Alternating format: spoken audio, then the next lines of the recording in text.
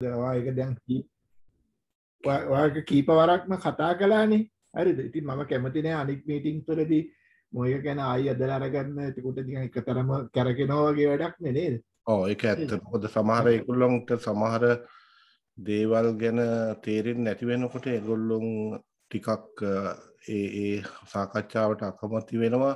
අකමැති වෙනවා කියන්නේ ඒ සාකච්ඡාවත් එක්ක යන්න බැරි වෙනවනේ. එක එක්කෙනාගේ අවබෝධ ශක්තිය වෙනස් නිසා මට ටිකක් ඉතින් අමාරුයි කොයි වගේ සාකච්ඡාවක්ද ගෙනියන්නේ කියන දේ. ඒක නිසායි මම හැමතිස්සෙම එක එක්කෙනාගේ ප්‍රශ්න අහනකොට ඒක එක්කෙනා ඉන්න තැන දැනගන්න පුළුවන්. ඒ නිසා මේ අභිධර්මය කියන්නේ හරි වැදගත් දෙයක්. ඒක මේ සිත පිළිබඳවම තියෙන දේශනාවක්. ඒක නුවණ දියුණුවෙන්ම ඉක්මනට අවබෝධ කරගන්න පුළුවන්. ඉක්මනට මම කියලා දකින්න පුළුවන්. මම කියන්නේ කවුද කියලා හඳුනා ගන්න පුළුවන්. ඒක නිසා අභිධර්ම දේශනාවේ ඇතිවන ගැටලු හැමතිස්සෙම ප්‍රායෝගික ජීවිතෙන් අහලා විස්තර කරගන්න අර නිකන් සූත්‍ර බණ අහන කෙනෙකුට වැඩි ඉක්මනට එයා සිත තේරුම් ගන්නවා. එයා ඉක්මනට නුවණ පහළ වෙනවා එයාට. පාඩම් කරනවා නෙමෙයි. ඒකේ ගැටලු වෙනවා නම් ඇයි මේ කොහොමද අර විද්‍යාත්මක වශයෙන් කියලා කිව්වේ ඒ වගේ ඒවාත් හරි වැදගත්. දැන් විද්‍යාවත් එක්ක සමහර දේවල් ගලපලා මේ අභිධර්මයේදී කතා කරනවා. එතකොට විද්‍යාත්මක දැනුමක් තියෙන කෙනෙකුට ඒක කොහොමද වෙන්නේ කියලා ඒ පැත්තෙන්. ඒක බුද්ධ දේශනාව තුල සඳහන් වෙනවා. බුදුරජාණන් වහන්සේ දේශනා කරනවා මේ ටිකක් ඒකට කියන්නේ එක ඥානයක් තියෙනවා තමන් කරන වෘත්තිය. එතකොට මට මතක විදිහට චින්තාමය ඥානය කියලා. චින්තාමය ඥානය කියන එක ලබාගන්නේ අනිත් ඥානෙ ධර්ම ශ්‍රවණයෙන්. ඒ කියන්නේ චින්තාමය ඥානය කියන එක ලබාගන්නේ තමන් කරන වැඩ කටයුතු වැඩ කරන තැන ඉඳලා ඉස්කෝලේ උගන්වන ගමන් ක්‍රීඩාවට සම්බන්ධ කෙනෙක් නම් ඒ තුලින් තමන්ගේ ව්‍යාපාරයේ තුලින් අර අවබෝධයක් ලබනවා. මොකද්ද ලබන අවබෝධය? මේ අනිත්‍යයි දුක්ඛයි අනාත්මයි කියන ස්වરૂපය. අනිත්‍යයි කියනකොට ඒ කියන්නේ එදිනෙදා වැඩ කරනකොට දේවල් තුල මිනිස්සු කවුරු හරි බයිනකොට ඒ තුල අවබෝධයක් ඇති කරගන්නවා අනිත්‍යයි නේ කියලා. එතකොට දකින්න දේවල් තුලත් කැත දේවල් ලස්සන දේවල් ඒ තුලිනුත් අනිත්‍යයි කියලා ඇති කරගන්නවා. එතකොට දැන් මේ වගේ යම් කිසි කෙනෙක් දහම කියලා දෙනවා ඒ විදිහට තමන් වැඩ කරන තැන්වලත් ඒක දියුණු කරන්න පුළුවන්. ඒක නිසා ඒවා ධර්ම පොත්වල සඳහන් වෙනවා. එතකොට යම් කිසි කෙනෙක් කියලා දීලා ඒ කියන්නේ අපි කියමු යම් කිසි කෙනෙක් ඔය මේ විදිහට මේ අනිත්‍ය ස්වરૂපයෙන් ඇහැට පේන පංචේන්ද්‍රියට වදින එහෙම නැත්නම්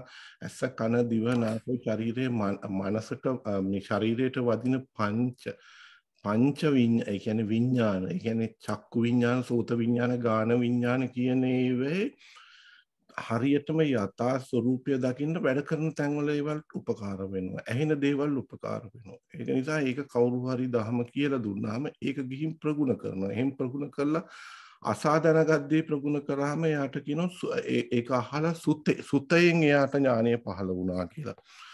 එතකොට හැම දෙයක්ම ප්‍රගුණ කරන දෙයක් තියෙනවා. මට ඒ අර පැටල ඒ වචන දෙක එකක් චින්තාමය ඥානය අනිත් එක සුත්තමය ඥානය. ඒ කියන්නේ ඒ දෙකේ එක්කෙනෙක් ස්වයං උත්සාහයෙන්ම තේරුම් අරගන්නවා. එහෙම තියෙන ඥාන දෙක පැටලිලා එහෙට මෙහෙට වෙන්න පුළුවන්. නමුත් මම කිව්ව දේ හරි. දැන් අපි අර අභිධර්මය හරි ඉන්ට්‍රස්ටිං. හරි ඉන්ට්‍රස්ටිං කියන්නේ මේ හොඳට තමන්ගේ ප්‍රායෝගික ජීවිතයට ගලප ගත්තොත් very interesting. හරියටම ඉක්මනට මේ කියන ඕනම සූත්‍රයක් තේරෙන්න ගන්නවා. ඕනම සූත්‍රයක්. අජිත් දැන් ඔයා දැන් මේ දැන් ඔයා දැන් අභිධර්මයේ දැන් මේ මෙච්චර කාල අනිත් ඈත් එක zoom එකක් කරලා නැහනේ. හරිද? ඒකෙන්ද ඔයා මේ ටොපික් එක තියාගන්න අනිත් එතකොට ඔක්කොටම මේකේ මොකක් හරි අර්ථයක් තියෙනවනේ මට විතරක් නෙමෙයිනේ නේ. ඒකෙන්ද ඔයා එහෙම එකක් තියාගන්න අනිත් එක අද වැඩ කරනවා නේද? අද වැඩ කරන දවසක් නේ. අද වැඩ කරන්නේ නැති දවසක් මට. හරි.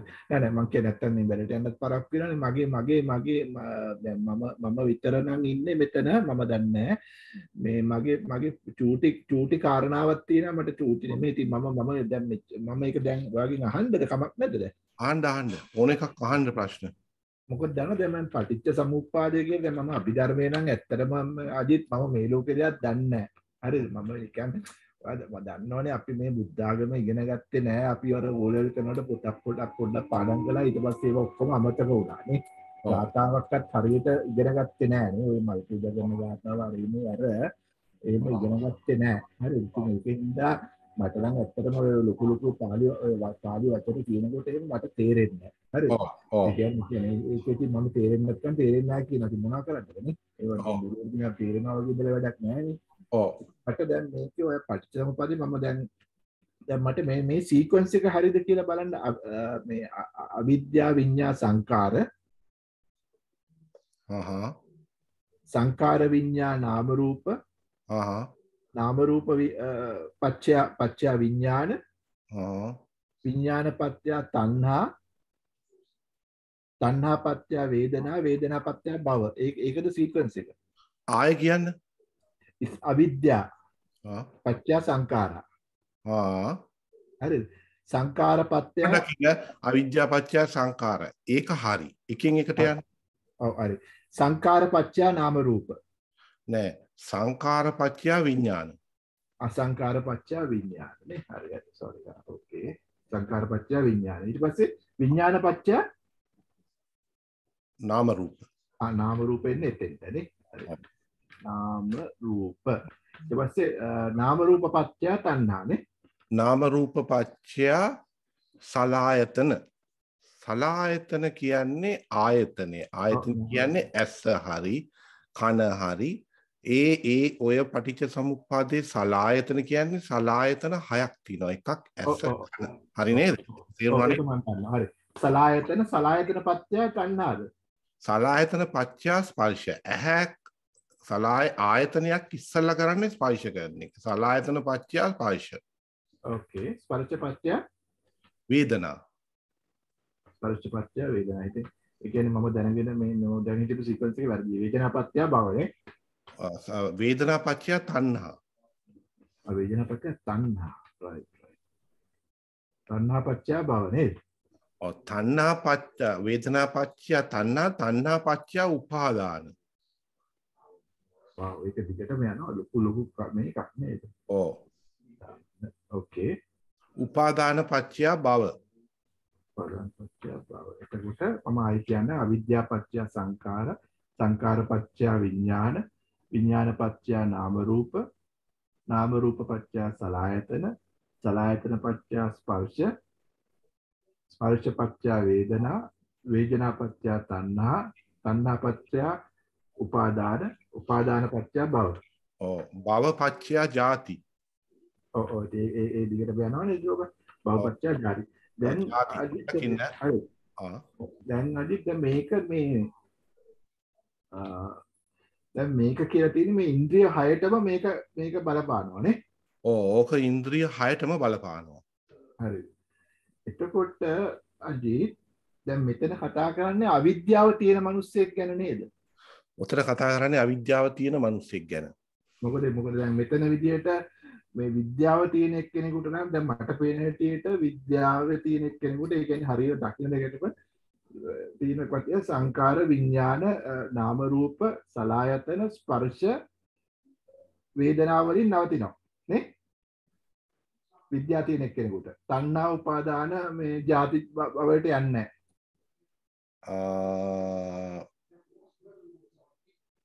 ආයවා කියන අර මුල ටික මම කියන්නේ දැන් මේ විද්‍යාව තියෙන එක්කෙනෙක් කියලා හිතමුකෝ හරිද විද්‍යාව කියන එක්කෙනෙකුටත් මේවා ස්පර්ශ වෙනවානේ මේවා මේ ඇට කනට ඇහැ ගැන හිතේත හරිද එතකොට විද්‍යාව තියෙන කෙනෙකුටත් දැන් මේ සීක්වන්ස් එක වෙන්න ඕනේ මේ මොකද්ද වෙන්න ඕනේ එතකොට ඔයාගේ සීක්වන්ස් එක මොකද්ද විද්‍යාව තියෙන කෙනෙකුට විද්‍යාව පත්‍ය සංකාර හරිද සංකාර පත්‍ය විඥාන විඥාන පත්‍ය නාම රූප කාටත් වෙනවා නාම රූප එන්නේ සලආයතන වලින් ආයතන පහෙන් ඒක ආයතන පහ එන්නේ ස්පර්ශ වේලාවෙන් එතනින් නවතිනවා වේදනාව අනම්මන ඒක ඉතුරු දෙන්නේ නැහැ වේදනා තණ්හා උපාදාන භව ජාති කියන ඒවා නැහැ දැන් ඔය අර ඉස්සල්ලා කිව්වනේ වේදනාව තනින් ඇවිල්ලා නවතිනවා ඔව් ඒක තමයි වේදනාව ඇවිල්ලා නවතිනවා අන්න ඒකට තමයි ඒකට අපේ විවාහරේදී මන් දන්නේ වචන මම විවාහර වචන පාඩම් කරනකොට මම වැඩි කැමති නැහැ ඔයා හොයන විදිය හරි එතකොට විහාරයක් නෙමෙයි මම මේ concept එක ඉගෙන ගන්න ඕනේ. මට මේ වචන වලින් මටත් නෑ වැඩක් නෑ. විවහාරයේදී ඕකට කියන්නේ අව්‍යාකත පටිච්ච සමුප්පාදය කියලා. අව්‍යාකත. හරි ඒ කියන්නේ විද්‍යාව දියුණු කරන කෙනෙකුට අව්‍යාකත පටිච්ච සමුප්පාදය කියලා වචනයක් ඇහුවොත් ඕක තමයි. ඔතන අපි විද්‍යා සංඛාරා කියලා කියන්නේ. එයාට ඇති වෙන්නේ සංඛාර විඥාන නාම රූප සලආයතන පස්ස වේදනා. හරි ඒ ටික තමයි යාට එතනදී කතා කරන්නේ. හැබැයි හැමතිස්සෙම නෙමෙයි. ඔයා කිව්ව. එතකොට එතන විද්‍යාව කියන්නේ නැත්තේ එතන යාට ඥානයක් පහළ වෙලා තියෙනවා. ඒක නිසා ඒක කියන්නේ. ඒ කියන්නේ එතකොට කියන්න ඕනේ. එතකොට සංඛාර විඥාන නාම රූප සලආයතන පස්ස වේදනා කියලා තමයි යාට කියන්නේ එතනදී. තේරුණා? ඔව් දැන් අජිත් මම හිතුවා මම මේ මෝඩ ප්‍රශ්නයක් වෙන්න තියහන්නේ. මම හිතුවා මේ සීක්වන්ස් එක මොකක්ද කියලා. හරිද? මම හිතුවා මේක නෙමෙයිද හරි කියලා. අපි හිතමු අපි ඉස්සෙල්ලාම මම දැම්මා ඉස්සෙල්ලාම මේ හැම දෙයක්ම වෙන්නේ මේ විඥාණයෙන්නේ. විඥාණයටනේ ස්පර්ශ වෙන්නේ. ඔව්. හරිද? ඒත් මම දැම්මා ඉස්සෙල්ලාම මම දැම්මොත් මොකද වෙන්නේ? මේ විඥාණය කියලා මම දැම්මොත් එකක් මම මේක නිකන් මම අදහසක් විඥාණය. ඊට පස්සේ මම මේ අමුතුවෙන් අභිධර්මයක් හදන්නේ මේකදී මම මොකද්ද කරපු වැරද්ද කියලා. විඥාන පත්‍ය ස්පර්ශ. right? ස්පර්ශ පත්‍ය නාම රූප. නාම රූප හැදෙනවා. දැන් අපි තුන් කාර් එකක් කිව්වොත් අන්න එනවා. අපි හැමදෙස්සම ෆෙරාරි ගැන කතා කරන්නේ රතු ෆෙරාරි. නාම රූප. එතකොට නාම රූප පත්‍ය එහෙම වුණ ගමන් සංකාරයක් හදනවා. අන්න මෙන්න ෆෙරාරි එක. සංකාර පත්‍ය අවිද්‍යාව. එතකොට අපි මෙතන විද්‍යාව නෙමෙයි දකින්නේ අවිද්‍යාව. මොකද මේක මේ කාර් එකක් මේ කියලා අපි ඒකට ඊට පස්සේ තණ්හා කරන්න පටන් ගන්නවා. නේ? තණ්හා ඊට පස්සේ තණ්හාව ආපු ගමන් වේදනාව වෙනවා. වේදනාව ආපු ගමන් භව වෙනවා. භව ජාති. දැන් එතන මේ සීක්වෙන්ස් එකේදී මොකද්ද වෙන්නේ කියලා තමයි මම පටන් ගත්තේ විඥාණයෙන් අදිත්. හරිද? විඥානෙට හැම බලමුකෝ දැන් එක එක යුගල ගලපන්නකෝ දැන් ඔයාගේ හදපු සීක්වෙන්ස් එක මම හරිද වැරදිද කියලා ඔයාට තීරුම් කරව ගන්න එපයි. දැන් ඔයා හදපු සීක්වෙන්ස් එකේ ඔයා පළවෙනි සීක්වෙන්ස් එකේ කෑලි යුගල ගන්න. දැන් යුගල කියන්නේ ඔය පච්චා කියන්නේ නිසා ප්‍රත්‍ය. නිසා අපි මම නිකන් කියන්නේ විඥානය නිසා ස්පර්ශය ඇති වෙනවා. ඒක විඥානය නිසා ඔන්න බලන්න විඥානය නිසා කියන්නේ විඥානය කියලා කියන්නේ යම් කිසි දෙයක් දැනෙනවා දැනගන්නවා විඥාණයෙන් කරන්නේ යම් කිසි දෙයක් හොඳට ඇනලයිස් කරලා ඔයාට තේරුම් කරවලා දෙනවා ඇනලයිස් කරලා යම් කිසි දෙයක් ඇනලයිස් කරලා විඥානය කියන තැනම තියෙන්නේ ඇනලයිස් කරලා ඔයාට අවබෝධ කරගන්නවා ඔයා යම් කිසි දෙයක් දැනගත්ත දෙයක් විඥානය එතකොට අනිත් පොඩ්ඩක් මම මට මේ sorry distract වෙනවා හරි මම එක්කද මොකද එතකොට ඊළඟ ස්ටෙප් එකට යන්න ඉස්සෙල්ලා මට නැත්තම් තේරෙන්නේ නැහැ. එතකොට අදිත් මේ විඥානය කියන එක විදියට දැන් අර මම දැන් උතන පොඩ්ඩක් අර මේක ගැන පොඩ්ඩක් හිතන්න ඕනේ අර හාමුදුරුවන්ගේ බණෙන්. හරිද? ඒක දැන් එයා කියවනේ අර විඥාන හැම ඉන්ද්‍රිය හයෙම තියෙනවා කියලා. නමුත් ඔයා කියවනේ එහෙම එකක් නැහැ. මෙතන ඇත්තේ මේ විඥානයේ මවන මේකට මේ විඥානයේ මවන ශක්තියකුයි කර්මයයි කියලා. ඔව්. ඒකනේ ඔයා කිව්වේ. එතකොට මම එතනින් තමයි පොඩ්ඩක් කන්ෆියුස් වුනේ. එහෙනම් ඉතින් මේ විඥානය කියන ඒක මොලේ තියනවද ඒ ඉන්ද්‍රියවද කියන එක අපි දන්නේ නැහැ. ඔව් දැන් මං ඔයාගෙන් අහන්නේ ඔය සීක්වෙන්ස් එක ඔයාට ඉස්සෙල්ලා විසඳ ගන්න ඕන නම් යුගලයෙන් යන්න පුළුවන්. ඔයා විඥාන පත්‍ය ස්පර්ශ කියලා කිව්ව තැන වැරදි නෑ. right. හරි එහෙමනම් බලමු ඊළඟ එක බලමු. ස්පර්ශ පත්‍ය නාම රූප. දැන් ඔයා ස්පර්ශ කර ඔන්න බලන්න ඒක වෙනස වෙලා තියෙන්නේ මෙහෙමයි. විඥානයේ කියන ගතියක් අපිට තියෙන නිසා අපි ස්පර්ශ කරන්න පෙළඹෙනවා. ඒක හරි. විඥාන කියන ගතියක් තියෙන නිසා බාහිරෙන් ඇහැට ස්පර්ශ කරන්න පෙළඹෙනවා. ඇහෙන් කියමුකෝ. එතකොට ඇහෙන් මොනවද ස්පර්ශ කරන්න කියලා විවහාරයේදී සාමාන්‍යයෙන් කතා කරොත් ඇහෙන් ස්පර්ශ කරන්න දෙයක් තියෙනවා ලෝකේ. එතකොට ඇහෙන් ස්පර්ශ කරන්න දෙයක් ස්පර්ශ කියන ගතිය තියෙනවා නම් ස්පර්ශ කරන්න තියෙන්නේ නාම රූප. ඔයා හිතන කිව්වේ ස්පර්ශ පත්‍ය නාම රූප. ඒකට මට හිතුණු දේ. හරි මේක මෙහෙම වෙන්න ඒකත් හරි. ඔව් ස්පර්ශය කියලා තිබ්බොත් අපි දැන් මේක විවාහයේදී පොත නෙමෙයි. ඔයාට දැනෙන විදිය අපි ඔව් මම හිතන විදියට මම මේ පොත් බලන්නේ කවදාවත්. මට හිතුණා ඊළඟ ස්පීසන් එක නාම රූප පත්‍ය අපි නාම රූප තියෙන්නේ අපි සංකාර කරගන්න ඒවා. නැද්ද? දැන් වෙලා තියෙන්නේ දැන් ඒ යුගල වශයෙන් ඔයා එහෙම කතා කරොත් යුගල පටිච්චසමුපාද කියන වචනය අමතක කරලා ඔයා යුගල වශයෙන් ඔක ගත්තොත් ඒ කියන්නේ නාම රූප කියන්නේ නාම කියන්නේ චෛතසික සිතුවිලි. එතකොට රූප කියලා જાතිය. දැන් රාම රූප පත්‍ය ඔයා මොකද්ද කිව්වේ? සංකාර. ඔව් ඒ යුගල වශයෙන් ගියොත් ඒකත් හරි. සංකාර කියන්නේ සිතුවිලි එකතුවක්. ඒ සිතුවිලි එකතුව ගොඩ නැගුණේ නාම රූප කියන જાතියක් තිබුණ නිසා. එහෙනම් නාම කිව්වේ සිතුවිලි, රූප කිව්වේ ඕනම සිතුවිල්ලක්, සංකාර කිව්වේ නාම රූප තිබෙන නිසා යම් කරගන්න එකක්. සංස්කරණය කරන එකක් නේ. සංස්කරණය කරගන්නවා නාම රූප එකතු කරගෙන. ඒකත් හරි. අනිත් එක මොකද්ද? ඊට පස්සේ මම දැම්මේ සංකාරපත්‍ය සංකාර වලින් අපි මුලා වෙනවා ඉඳ අවිද්‍යාව. දැන් සංකාර වලින් මුලා වෙන නිසා අවිද්‍යාව කියන ඒකත් ඔයා කියන දේ හරි. ඒ මොකද පටිච්ච සමුප්පාදයම කියලා නෙමෙයි. කියන්නේ ඔයාට සංකාර කියලා දේ ගතියක්. මේ සංකාර ගොඩ නැගෙන ගතියක් ඔයාට තිබුණොත් ඒ සංකාර ගොඩ නැගීම තුලින් වට අවිද්‍යාවක් එන්න පුළුවන්. සංකාර කියන්නේ මොකක්ද? ඔයා යම් කිසි දේවල් සිතුවිලි ටිකක් එකතු කරලා රූපයක් එක්ක ඔයා ළඟ චෛතසික ස්වරූපයෙන් යම් කිසි දෙයක් ගොඩ නැගුණොත් ඒකේ ප්‍රතිඵලයක් හැටියට ඒකේ පැවැත්ම නිසා ඔයාට අලුතෙන් අවිද්‍යාවක් ගොඩනගා ගන්න පුළුවන්. ඒකත් හරි. ඔව්. ඊළඟට මම දැම්ම අවිද්‍යා පත්‍ය තණ්හා. ඔව්. දැන් අවිද්‍යා පත්‍ය තණ්හා කියන දේ ඒකත් හරි. ඒක නම් ෆ්ලැට්ලි හරි. අවිද්‍යාව තියෙන නිසා තමයි තණ්හාව හරින්නේ. ඒ යුගලයක් හරි. ඊටරට යනවනේ තණ්හා පත්‍ය වේදනා, වේදනා පත්‍ය භව, භව පත්‍ය ජාති ජරා. එතකොට දැන් විද්‍යාව තියෙන තැන කෙනෙකුට අවිද්‍යාවෙන් නවතිනවා. සංකාර වලින් නවතිනවා. ඔව්. දැන් ඔයා ඕක යුගල වශයෙන් ඇප්ලයි කරගන්න ඔයාට පුළුවන් වෙන්න ඕනේ. ඒ කියන්නේ ඔයා ඉස්සෙල්ලා දැන් කිව්වේ තණ්හා පත්‍ය වේදනා යම් කිසි කෙනෙක් තණ්හාව කියන දේ තියෙනවා නම් යුගල වශයෙන් එයාට විඳවන්න ආසාවක් තියෙනවා.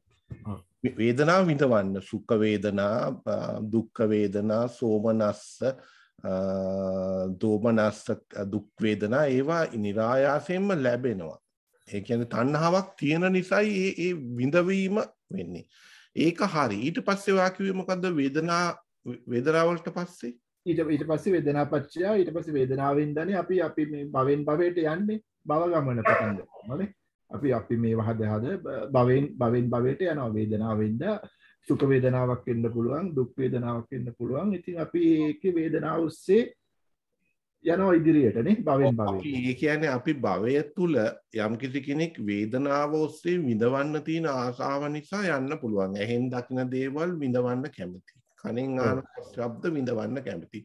ඒකට ඒ වේදනාව විඳවීම තම තමන්ට ඕන නම් භවය තුල යන්න පුළුවන්. හැබැයි ඒ ඇත්තටම වේදනාව විඳවීම භවය තුල යන්නේ නොදන්නකම නිසා. ඒකට කියන අවිද්‍යාව කියලා. ඒකේ තව තැනක ඔයාගේ යුගලයක ඔයා සඳහන් කරා ඒවා ලින්ක් වෙලා එනකොට ඔයාටම තනියෙන් අවබෝධ කරගන්න පුළුවන් තණ්හාව නිසානේ විඳවන්නේ කියන දේ. තණ්හාවක් තියෙන නිසායි විඳවන්නේ කියලා ওই යුගලයේ හෙට මෙහෙට ෆ්ලිප් කර ඔයාට අවබෝධ කරගන්න පුළුවන්. නිකන් එහෙට ෆ්ලිප් කරොත් ඇයි මම තණ්හාවක් තියෙන නිසානේ මට විඳවන්න ඕනේ කියලා බැලුවොත් ආයෙ ලින්ක් එකක් එනවා. ඊට පස්සේ බැලුවොත් කොහොමද තණ්හාව වෙන්නේ? එහෙනම් තණ්හාව එන්න තැන නොදන්නකමක් තියෙනවා. බැලුවොත් ඔය හැම ලින්ක් එකකම ප්‍රධානතම හේතුව නොදන්නකම අවිද්‍යාව.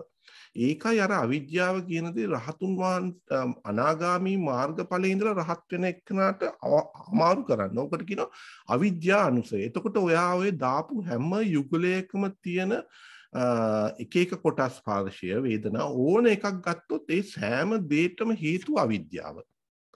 නොදන්නකම. මං කියන්නේ ඔය යුගල හදන්නෙත් නොදන්නකම නිසා. තේරුණාද ඔයාට? එතකොට යම් කිසි කෙනෙකුට විද්‍යාව පහළ වුණොත් එයා ওই යුගල හැදීම පිළිබඳ අවබෝධය ඇති වෙලා. එයාට විද්‍යාව තියෙනවා. ඔයා ওই වෙන් කර කතා කරපු යුගල එයාට අවබෝධයි. එයා දන්නවා ගොඩ නැගෙන විදිය. පාඩම් කරලා නෙමෙයි. එයාට අවබෝධ වෙනවා මෙන්න මේ මම කිව්ව විදිහටම මෙන්න මේ විදිහටයි මේ යුගලයේ ගොඩ නැගෙන්නේ කියලා. එතකොට ඔයා ඔය විස්තර කරන්නේ ඔයාටම ආවේනික වූ ක්‍රමයකට තේරුණාද? ඒකට පටිච්ච සමුප්පාද කියන වචනේ යොදන්න බෑ. ඒක ප්‍රායෝගික ජීවිතේ ඔයාට දැනෙන දේ. ඒක බුදුරජාණන් වහන්සේත් අනුමත කරනවා. ওই විදිහටම ඇහුවොත් ඔයා බුදුරජාණන් වහන්සේත් ඕක අනුමත කරනවා. මොකද ඔයාට දැනෙන දේ. ඒ දැනෙන දේ ඔස්සේ අරගත්ත දෙයක් මම ඔයාට අවිද්‍යාව කියනකොට ওই යුගලයේ හැම තැනටම ඒකට කියනවා මූලක කියලා, ණය මූලක කියලා. තමයි එක එක කොටසට කියන්නේ. හරි මේ වචනේ තද සිංහලෙන්. එතකොට ඒ හැම දෙයක්ම ගොඩ නැගින්නේ ඔයා තව ටිකක් ගැඹුරුව හිතුවොත් අවිද්‍යාව නිසා. ඇයි අවිද්‍යාවත් ගොඩ නැගින්නේ කියලා බැලුවොත් තණ්හාව.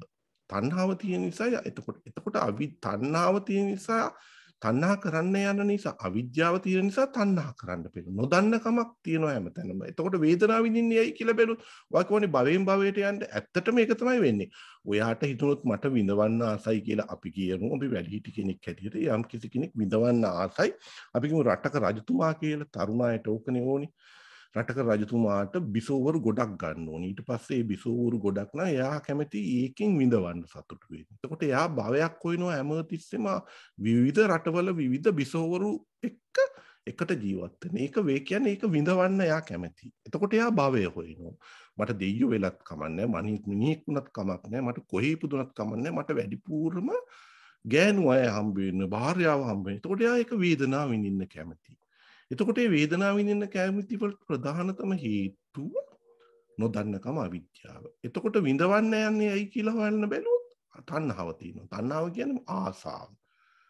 සමහර වෙලාවට ආදරය කරන්න හිතෙනවා වැඩිපුර. මට මේ හොඳ කෙනෙක් හම්බුන්නේ මේ තව හොඳ ඒගොල්ලෝ ඇති මටම ආදරය කරන්න කියලා. එතන තියෙන්නේ ආදරය කියන්නේ තණ්හාව. දැන් ආයෙ විඳවන්න යන්නේ ඇයි කියලා බැලුවොත් තණ්හාව නිසා. දැන් මේ පැත්තට කැරකෙලා. දැන් ඔයා ඔය කිව්ව දේ ප්‍රායෝගිකව ඉතාමත්ම නිවැරදි ලෙස ඔයා ගලපගෙන තියෙනවා. මට ඔයාගේ එක මං කරේ මේක ස්ට්‍රීම්ලයින් කරලා දුන්නා. අවසානයේ ඔයාට තේරුම් කරවන්න මට ඕන වුණා අවිද්‍යාව නැමැති මූලකය කියලා කියන්නේ. අවිද්‍යාව නැමැති මූලකය තමයි ඔයාව අර වේදනාව විඳවන භවයේ ගෙනියන්න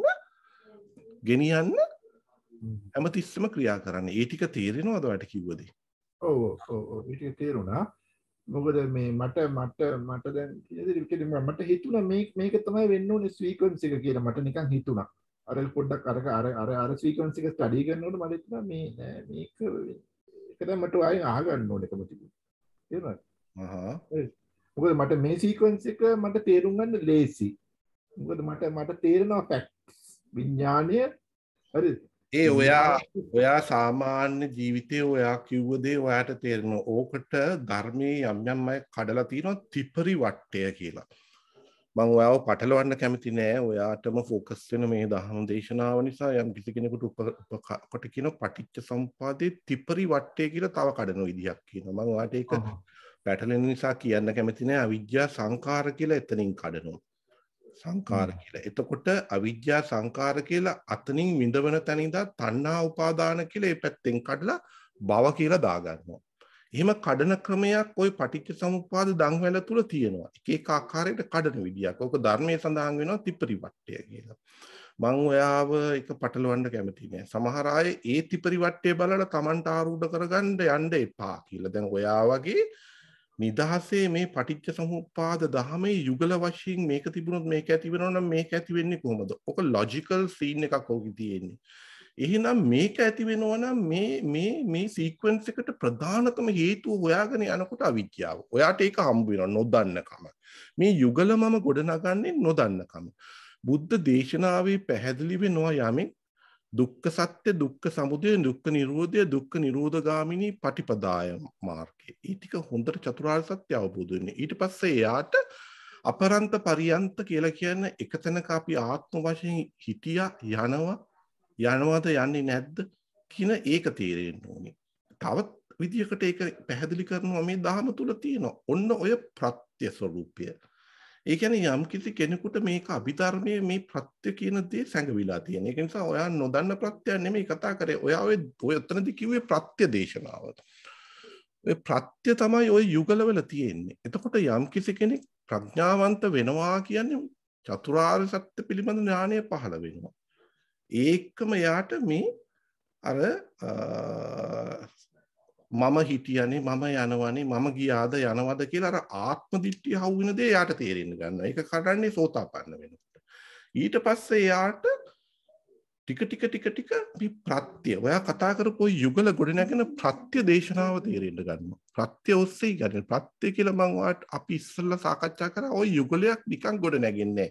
ඒකට බාහිරින් ශක්තියක් එනවා. ඒ ප්‍රත්‍ය කියන්නේ ඒකයි. ඒක එළියෙන් ෆෝස් එකක් තියෙනවා. දැන් ඔයාගේ හිත ඔයාට පෙනුනට අනේ මේ හිත හැදෙනවානේ කියලා අපි හැමතිස්සෙම සිත කියලා කතා කරේ අපිට වැරදුනේ සිත ඇතුළේ තියෙන චෛතසික විතරයි අපි කතා කරේ.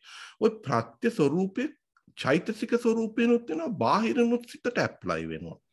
ඒ නිසා සිතක් කියලා හැමතිස්සෙම ගන්නකොට චෛතසිකම කියලා ගන්න එපා. කොහොමද මේ සිත ගොඩ නැගෙන්නේ? බාහිරින් ෆෝස් එකක් එනවා. ඒක පැහැදිලි උදාහරණයක් තියෙනවා. සිතක් ගොඩ නැගෙන්නේ මම ඒකයි අර ඔය ඉස්සෙල්ලම කිව්වේ කර්මය. සිතක් ගොඩ නැගෙනකොට කර්මයක් එතනට බලපෑමක් තියෙනවා. කර්මය වෙන ආකාරයකින් ඇවිල්ලා කර්මය එතන බලපෑමක් තියෙනවා. එතකොට ඒ කර්මය එක්ක සිත ගොඩ නැගීමක් තියෙනවා. කර්මය සිතට බලපාන්නේ කර්මය බලපාන්නේ විඥාණයට. විඥාණය තියෙන තැන කර්මය විඥාණයේ ඇති තැන ඒ කියන්නේ ඒකට කියනවා රූප හට ගන්නවා. ඒ කියන්නේ කර්මය නිසා ශරීරේ රූප හට ගන්නවා. අපි උදාහරණයකට ශරීරය කියලා බලමු. ශරීරේ කර්මය නිසා රූප හට ගන්නවා. චිත්තය කියන්නේ සිත. ඔතන විඥාණය නිසා රූප හට ගන්නවා. ඒකට අපි කියනවා චිත්ත සමුත්ථාන. එහෙම නැත්නම් චිත්තජ රූප. එහෙම නැත්නම් අර කම්ම සමුත්ථාන කියන්නේ කර්මය නිසා රූපය තියෙනවා. එතකොට මම ඔබට කතා කරේ සිතයි කර්මයයි. සිතයි කර්මයයි නිසා රූප හදනවා. ශරීරේ රූප කර්මයෙන් හැදෙනකොට අපි ඒකට කියන කර්මජ රූප කියලා. සිත තුළ ඇතිවන රූප ඇති වෙනකොට ඒවලට කියනවා අපි චිත්තජ රූප. එහෙම නැත්නම් චිත්ත සමුත්ථාන රූප කියලා. ඒ අවස්ථාවේ. ඊට පස්සේ ඊට අමතරව රශ්මිය නිසා උතුජ කියලා රශ්මිය නිසා එහෙම නැත්නම් දේශකුණිය නිසා ශරීරයක රූප හට ගන්නවා. බාහිරත් රූප හට ගන්නවා ශරීරේ. හැබැයි මේ කර්මයයි චිත්තයයි එකතු සංකලනය වෙලා වෙන රූප හට ගැනීමක් තමයි අපේ ජීවත් වෙන කෙනෙකුට අයිති වෙන්නේ. ඊට පස්සේ ආහාරයෙන් රූප හට ගන්නවා. අපි ගන්න ආහාරය හතර ආකාරයකින් රූප හට ගන්නවා. ඒ වලට කියනවා එකක් තමයි කර්මය, එකක් චිත්තය, එකක් උතුජ රශ්මිය නිසා, දේශගුණය නිසා, ආහාර නිසා. එතකොට ඒ ආකාරයෙන් හතර ආකාරයෙන් රූප හට ගන්නකොට අපි ඒක කියනවා චතු සමුත්ථාන රූප කියලා. මම අභිධර්මයේ කියන්නේ ඔබට. එන හතර ආකාරයකින් රූප හට ගන්නවා. එතකොට මිනිස්සෙකුට චතු සමුත්ථාන රූප හට ගන්නවා. හතර ආකාරයෙන්. එතනදී වැදගත් වෙන්නේ හතරක්. අපිට ආහාරය කියන ඝන මේ ශරීරයේ පවත්ත ගන්න ආහාර වෙනවා. එතකොට මේ ආහාර නැතුව බ්‍රහ්මියෙකුට ශරීර සියුම්. ඒගොල්ලොන්ට මේ ආහාර රූපය නෑ. ඒගොල්ලොන්ගේ රූප හට ගන්නේ ති සමුත්ථාන තුනයි.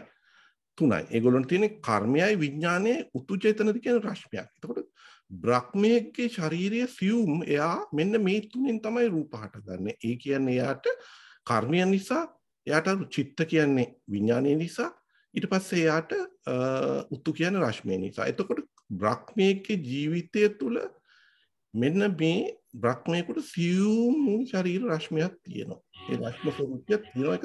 ඒක සියුම්. එයාට ඒ ටික වැඩිපුර ඇඩ් කරා තේරුණාද ඒ ටික? ඒකේ අරමුණ උනේ ඔයාට ශරීරය පිළිබඳ පෙන්වන්න. එතකොට ශරීරයේ රූප කොටස් ඇති වෙන ආකාරය සිත කියනකොට නාම රූප. අපිට මිනිස්සෙක් වුණ නිසා ශරීරය ගැන හොඳට දැනගන්න ඕනේ. කොහොමද ශරීරය සිතත් එක්ක සම්බන්ධ වෙන්නේ? අහන්න ප්‍රශ්න.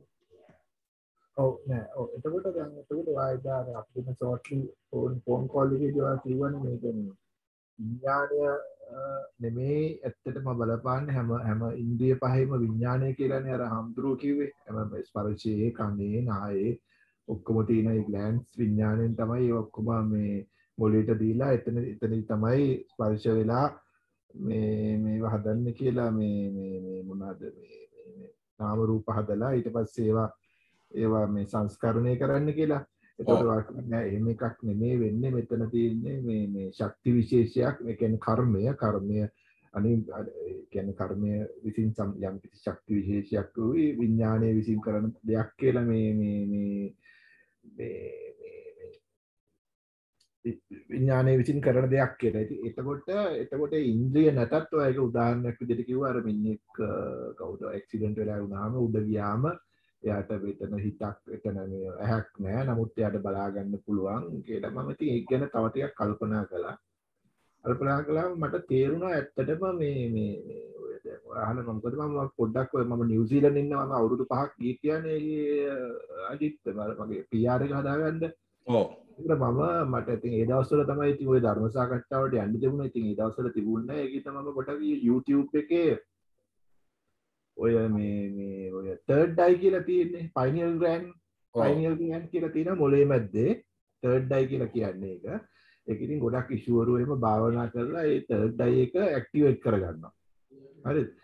ඒගොල්ලෝ ඇක්ටිවේට් කරගත්තට පස්සේ ඒගොල්ලන්ට පුළුවන් මේ දේවල් දකින්න ඉස්සෙල්ලාම තමන්ගේ ඇස් දෙක වහලා තමන්ගේ ඇස් දෙක බැලුවාම තමන්ට ඉදිරියේ තියෙන දේවල් පේනවා. හරිද? ඊට පස්සේ තවත් යනකොට වෙන රටවල් වල තියෙන ඒවා තමන්ගේ ඥාති අය දැන් එහෙම හිතුවාම පේනවා. එතකොට දැන් මෙතන ඇස් වලින් එන්නේ නැහැ නේ ස්පර්ශය. තේරුණාද? ඇස් වලින් එන්නේ ඒක මොළයේ මැද්දේ තියෙන ග්ලෑන්ඩ් එකකින් මොකක් හරි ශක්තියකින් ඒක උත්පාදනය වෙනවා. හරිද? ඒක මම ඉතින් ඒක අහලා තිබුණා. මම ඒ ගැන හරි කීන් වුණා. හරිද? ඊට පස්සේ මම පටන් ගත්තා මේ ව්‍යායාම කරන්න ඒ යෝග ව්‍යායාම මේ third eye activate කරන. හරිද? ඒ කියන්නේ breathing තිබුණේ ගොඩක්ම breathing හුස්ම අල්ලගෙන මෙහෙම කරන්න ඕනේ. හරිද? ඉතින් මමත් ඉතින් ගුණා වගේ කළා. හරිද? ගුණා වගේ කරනකොට කාලයක් කරනකොට ඇත්තටම අජිත් මේ මගේ මේ පෞද්ගලික එක්ස්පීරියන්ස් එකකින්ද කියන්නේ හරිද? මට මේ දැන් කරුවලේ හරි දවල් හරි කමක් නැහැ. මම නිකන් S2 වහගත්තා. මම S2 අල්ලෙන් මෙහෙම වහගත්තට පස්සේ දැන් මම දන්නවා මයි කාමරේ අවට තියෙන ඒවා මට වලාකුළු වගේ පේන්න පටන් ගන්නවා. හරිද? ඒ කියන්නේ මම ඔබ්ජෙක්ට් එකක් හිතේ මම මෙතන ටීවී එකක් තියෙනවා මෙතන ෆොටෝ එකක් තියෙනවා කියලා ඒවා ෆොටෝ ටීවී එකම පේන්නේ නැහැ. ඒක වටේ නිකන් වලාකුළක් වගේ කැරකෙනවා. ඒක තියෙනවා. හරිද? ඒකට මම ඉගෙන ගත්තා ඒක එහෙම තමයි early stages වලදී ඒක like නෙගටිව් එකක් වගේ. අපි දැක්කම ඉස්සර අපිට අර ෆිල්ම්ස් ඩෙවලොප් කරනකොට නෙගටිව් කරන්නේ වතුරේ දාලා හොදන්නේ. හොදනකොට අපේ නෙගටිව් එකක් කිසිම දෙයක් ක්ලියර් නැහැනේ. නිකන් ඡායාවක් වගේ තියෙන්නේ. හරිද? ඉතින් ඒ වගේ තමයි ඒ தත්ත්වය දියුණු කරගන්න ඕනේ කියලා. ඉතින් මමත් තව මෝඩයා වගේ කළා දිගටම කළා මම හිතන්නේ මට වැරදුනා. මගේ ඇස් අයි බ්ලීඩින් එහෙම ආවේ ওই ප්‍රශ්නේ. හරිද? අයි බ්ලීඩින් ඇහි ලේන්න පටන් ගත්තා. ඊට පස්සේ මේ මගේ ග්ලව්කෝමා තත්ත්වය හොඳටම වැඩි වුණා. ඊට පස්සේ මම දැනගත්තා ඒවා කරන්න ඕනේ අnder සුපර්විෂන් with මේ ගුරුත් එක්ක කියලා. හරිද? නැත්නම් මේ ශක්තිය අවදි වුණාම එහෙම ඩැමේජ් වෙනවලු. හරි ඉතින් මම ඒක එහෙමම නැවත්තලා දැම්මා. දැන් නම් මට එහෙම එකක් කිසිම දෙයක් නැහැ. ඒකත් එහෙමම ගියා. ඉතින් ඒකෙන්න මම විශ්වාස කරනවා ඒක කියන්නේ ඇහැ නැතුව මොළෙනුත් ඒවා ගන්න පුළුවන් කියලා. ඒ රූප. ඔව් ඔයා කියන දේ හරි. ඔයා කියපු දේ සත්‍යක්. ඒ අය කරන දේ සත්‍යක්. මම ඔයාට කියන්නම් පේන විදිය. ඔයා දැන් ඔයාගේ වටේ තියෙන කාමරේ ඇස් දෙක වහලා ඔයාට ඇතුලෙන් දකින්න පුළුවන්. ඇස් වහලා ඔයාට පාටත් පේනවා. ටීවී එකේ අපි කියමු ෆිල්ම් එක ඔක්කොම පේනවා. හැබැයි ඇස් දෙකම වහලා. අන්න එහෙම දෙයක් තමයි මනස තුලින් රූප දකින්නකොට වෙන්නේ. ඒ කියන්නේ මනස තුලින් රූප දකින්නකොට මම උදාහරණයක් හැටියට දුන්නේ ඔයා කිව්ව දේත් එකයි. ඒ විදිහට ඇස අහිමි කරවන විදිහට භාවනා කරලා වඩන්න පුළුවන්. ඒවා බ්‍රීදින් මෙඩිටේෂන් කියවනේ. බ්‍රීදින් කියන මෙඩිටේෂන් එක සමතය වැඩි පොපියුලර් කරන්නේ නැහැ. මොකද අර භාවනා කට්ටිය ඒ කියන්නේ භාවනා කට්ටිය මේ භාවනා ක්‍රම විනාශ කරලා තියෙන. ඒක නිසා සමතය තුලින් ඥානය දියුණු වෙන මාර්ග තියෙනවා. ඒ සමතාකාරයකින් කරපු ඥාන දියුණු වෙන මාර්ග වලින් තමයි ඒක කරන්නේ. ඒක කරන්නේ මේ විදිහට. ඔබට කරලා තියෙන්නේත් ඒකයි. ඒකේ පොඩි ගැටලුවක් තියෙනවා මම පැහැදිලි කරන්නම්. මම කිව්වේ S2 වහගෙන ඉඳලා බලනවාම අපිට මේ දැකපු දේවල් කියන ප්‍රශ්නේ අමතක කරත් ඒ මොහොතනේ සිත හටගන්නේ. ඒ මොහොතේ මේ රූප ඔක්කොම පේනවා ඇතුලේ තියෙන. එතන ඇහක් සම්බන්ධ වෙලා නැහැ.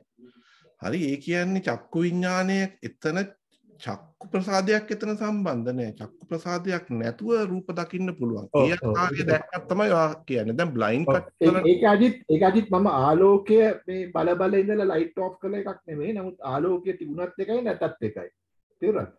හරි මම මෙහෙම ඔෆ් කළාට පස්සේ මෙහෙම කළාට පස්සේ මම දකිනවා ඒක ඉතින් ඒක දිගටම තියෙනවා මම බලාකුළු වගේ කැරේ කැරේ තිබුණා මම හිතන්නේ ඒක දිනු කළාම තමයි පස්සේ තමයි ඒක එන්නේ ඒක එකක් ඊට පස්සේ මම හිතුවා තව මම හිතලා තියෙනවා ඔය මේ ඉන්දියාවේ මේ හිමාලය වනේ යෝගීවරු -20 30 නේ ඒ පැත්තේ සීතල හරිද ඒ සීතලයේදී ඒගොල්ලෝ බොහොම සැහැල්ලුවට තමයි අඳිනවා කියන්නේ අපි වගේ ඔය අර ජැකට් මේ ජැකට් ඕවර් කෝට්ස් අනම් මනන් නැහැ හරිද ඒකට ඒගොල්ලෝ යනවා ඩීප් මෙඩිටේෂන් එකකට ඒකට යා ඩීප් මෙඩිටේෂන් එකෙන් එයාගේ හිත ශූන්‍ය කරලා මං හිතන්නේ විඥානයක් ශූන්‍ය කරනවා එතකොට විඥානයත් උඩටම අඩු වෙනකොට එයාට සෙන්සිටිව් කියන එක නැති වෙනවා ඒක තමයි වෙන්නේ. ඒ කියන්නේ ඔයා අර කිව්වාගේ ඇහැ හිමි වෙනවා කියන දේ දැන් මිනිස්සෙක් දැන් මනුස්ස මම ඔයාලට පැහැදිලි කරොත් මනුස්ස ಜಾති වෙනකොට භාවය ඇතුළත පංචේන්ද්‍රිය හම්බ වෙන නිසා ඇහැ හම්බ වෙන නිසා එහෙන් රූප බලන්න පෙළඹෙනවා. ඒක අපි විපාක විඳවලා මිනිස්සු වෙලා විපාක විඳලා මෙතනට